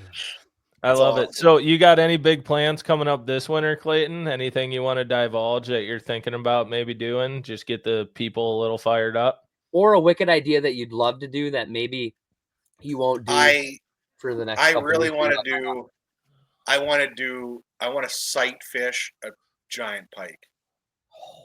Yeah. That would be sick. The whole spearing thing that they do in the States it's cool. I don't like it because I don't like killing the big pike, but that visual aspect of it is just like you can't beat it. So it's like I thought about like not saying that or not doing it, but it's like I don't really care if somebody else goes to do whatever because I feel like it's still really hard to capture it. So I've got Yeah, one and of the people are gonna new watch that once. If somebody does it, like they will watch that. right. So it's like so I want to go. That's one of the things I want to do is like set up in like 3-4 feet of crystal clear water and just sit there and stare down a giant hole all day. And I don't care if I have to catch it with a Cisco and how it would be with the tip up, but I just want to see that fish come in and yeah. Because I had a taste for that this year. I was out doing walleye fishing in like 10 feet of water, and the water was so clear. And I watched like a 23-inch walleye eat my spoon off the bottom of the lake, and I'm like, this was so cool. I was like, I need to do this with a big pike. So that's one of the things I think I'm going to go invest some time in. I have a shelter that's completely blacked out on the inside, so I think I can get some wicked like cool footage in that sense. And who knows where I set up, it could turn into a walleye thing too, and I'm not sure. Yeah. So it could be everything, but I want to do more visual sight fishing. That'd be God, cool. so Do sweet. you spend a lot of time on Instagram, Clayton? Yes and no. I mean, I on just- there once a day, but no. The only reason I asked, there was a video going around pretty recently. I don't know if you saw it. It was some guys that were spearing pike, and the guy speared one, and there was he speared it and they pulled it out, and there was a second pike with it. I wish I knew who posted this, and it swam up in the hole, and the guy actually grabbed it behind Oh, I the didn't head, see like that. a free swimming pike in the sight hole. It What? was if I find, I'll have to share it if I can find it, but super awesome. That would be That's pretty If you cool. like, just like you were saying, the visual aspect of it, it was Yeah. crazy. I've never seen anything like it, but I'll send it to you if I find it. There was lots of times in the last like 5 days where it was like I'd see a pike on live scope and I'd get up and just stare over the hole and like, fish would come by, because a lot of the pike will suspend. If you ever fish pike in like 10 feet of water, put your baits like mid water column. Don't put them on the bottom. Put them up higher and yeah. But it's so cool to watch them. So that's one of the things for sure. I want to do more of the sight fishing side of it. Curveball. And I know you would capture it really well too, which is cool. I would want to, yeah. Like I'd want to have that GoPro set up perfectly, like because to me it's like to go through all that work to do it. And I think I have an area too where it's like I can make the sight hole and set up my shelter on it, and then keep it on there for like 3-4 days, and not have to worry about making a new sight hole every day. So because that's a lot of work when you start to get 2 inches or 2 feet of ice, like Yeah. so. Yeah, it's one of my projects for sure, I'd say. So curveball questions coming at you. Do you like pickled pike? I've never had pickled pike before. Really? No. Or any pickled fish? I don't know if I've ever had pickled fish ever. Really? No. Okay, so we're going crappie fishing and eating pickled pike. That's what Yes, love it. yeah. I'm in. Also, we can probably get that accomplished in 1 hour. I'll send you the pin. I love it. more ice fishing culture stuff by you. So say you and some buddies were to go on an ice fishing trip around you. You're all shacked up together. Do you guys play cards up there? And if so, what card games do you play? Well, you got to play some crib, right? Probably. Yeah. You know what? When I had my ice castle, I used to have a buddy there, and we'd play gin rummy for the most part. I think play a lot of gin. Yeah, a lot of gin. A lot of gin. Dang. Yeah. Interesting. Because I like those. I like the thinking side of the card games. I like anything that's got strategy in it, and you have to like count cards and remember what's out there, and yeah. But I just think it's cool, like different subsections of the ice belt, even if from Minnesota, Wisconsin, or from the metro or southern Minnesota to northern Minnesota, or different states. Like there's different. It probably like it goes back to the people that found it and stuff like that. But like there's this section they play nothing but gin or pfeffer or cribbage or euchre or this or that, and like I don't know, different areas I've gone and ice fished. I talk to people about that, and there's just like different subsections, and they have that's their game. They're just euchre players, I'd say Canada would be a lot of crib. I'd say probably for the most part. Really, that's cool. That's really cool. Dang.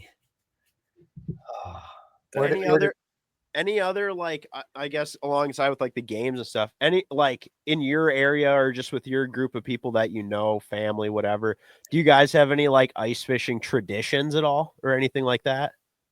Like a trip that you do or just like stuff you try to do once a year kind of thing?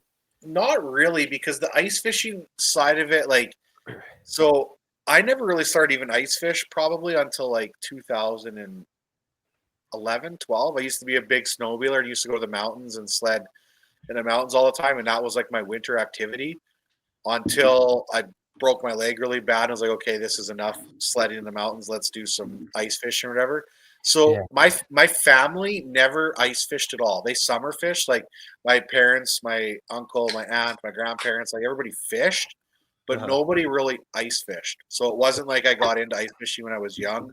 Like I don't think I ever was even ice fishing until like I was literally 30 years old, probably, or 28, something like that. So we don't have like it's never ice fishing was never in our family, so there's no like trips that we used to do or anything like that. So yeah, now it's usually like every year I want to do at least like one big lake trout trip with a friend or something like that. And like I have one friend that I'll go do a lake trout trip with, and he's not on any of the videos, but we do the trip together for the safety side of it. So there's still two of us there and whatnot. And I was gonna say you have to have a lot of like safety thoughts behind some of the trips you do in terms of like, do you use like inReaches and stuff like that? I have an inReach, yeah. InReach, but the biggest thing is like have enough stuff with you where you can like survive for a few days more than anything, right? Like not just a buddy heater, you have a torch and whatever and enough food and water. I'm not too worried about because a lot of the northern lakes you can just drill a hole and drink the water. But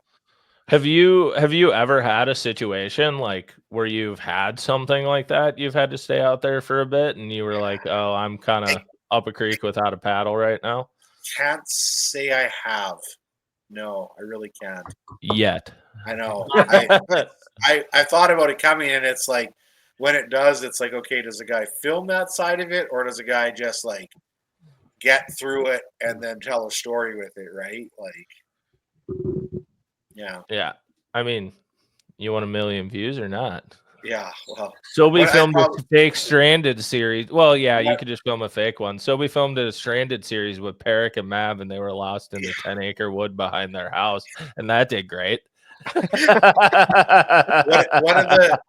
the craziest trips I think I've done that like never saw the light of day, or we never even really got to do anything, was Aaron and I went kind of like something on the whole like the Yukon trip that he did. Along the lines of that, just not quite as far, where we went for a big truck ride and then a huge snowmobile ride. And right when we got up to the area where we're going to set up, his sled blew up.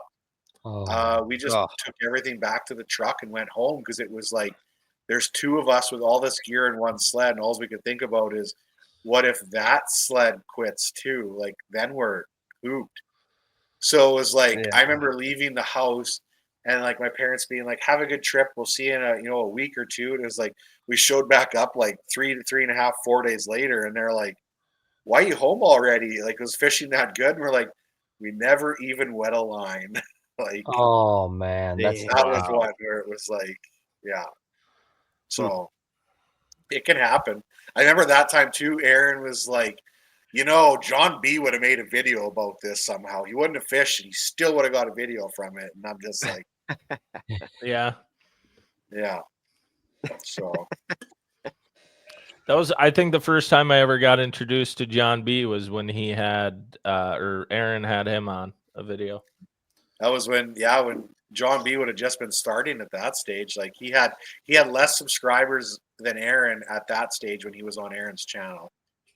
Yeah, one of the few people to get a fish with Aaron too. Yeah, totally. Like really, seriously. It's not a lot.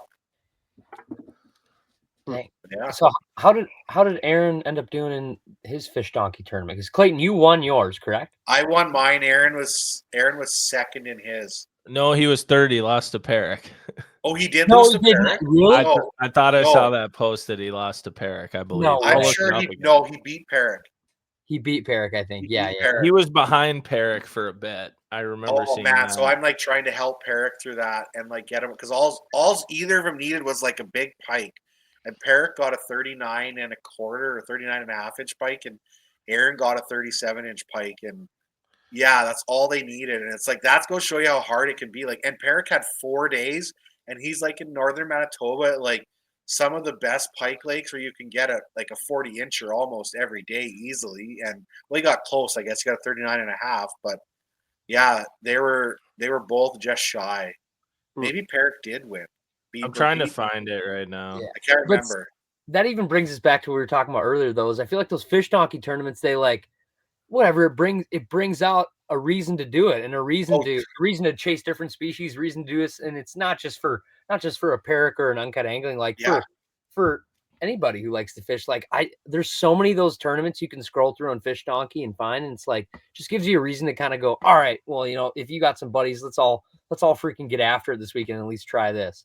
But the video aspect of it is cool though, because you could say, "Oh, I want to see how Sobi's day went," and I can like watch it. Like it's kind of cool. Yeah, that is cool. Under those parameters, like this is what you're. Yeah, exactly. It's almost like an overarching goal. No, exactly. I know I talked to the Fish Donkey guy that runs it, and he was texting me today, and he's like, "When are you going to do yours?" And I'm like, "I do want to do it, but it's the whole thing. I just hate the whole schedule and commitment because it's like I hate picking the dates and all of a sudden it being like, well, no, it's this weather pattern right now. I really like to be at this lake and not this lake, not doing this. So, yeah, but I don't know. I've thought about running one where it's just literally a walleye, pike, and perch one, just because those are some of the lakes that are good for species that are good for me, that are close to me anyway. Yeah, but we should do a crappie one. Just have Clayton in it. There's another fish donkey. Clayton Schick. There's another fish donkey multi-species one, and I thought about doing it. Like one of the actually videos I thought about for an idea is literally a Manitoba panfish tour. Is like I've really never gone and done that, where I go catch a bluegill, a perch, and a crappie in a few days, right? Like it's definitely different. But it may be something I do it once and don't want to do it again, or I don't know. But I need to do something like that. Yeah, that'd be cool. I think you have the video idea. Catching the first crappie ever in my life, like going crappie fishing for the first time in my life. That's out of this 2-hour conversation. The most alarming thing I heard is you got a video idea right there, brother.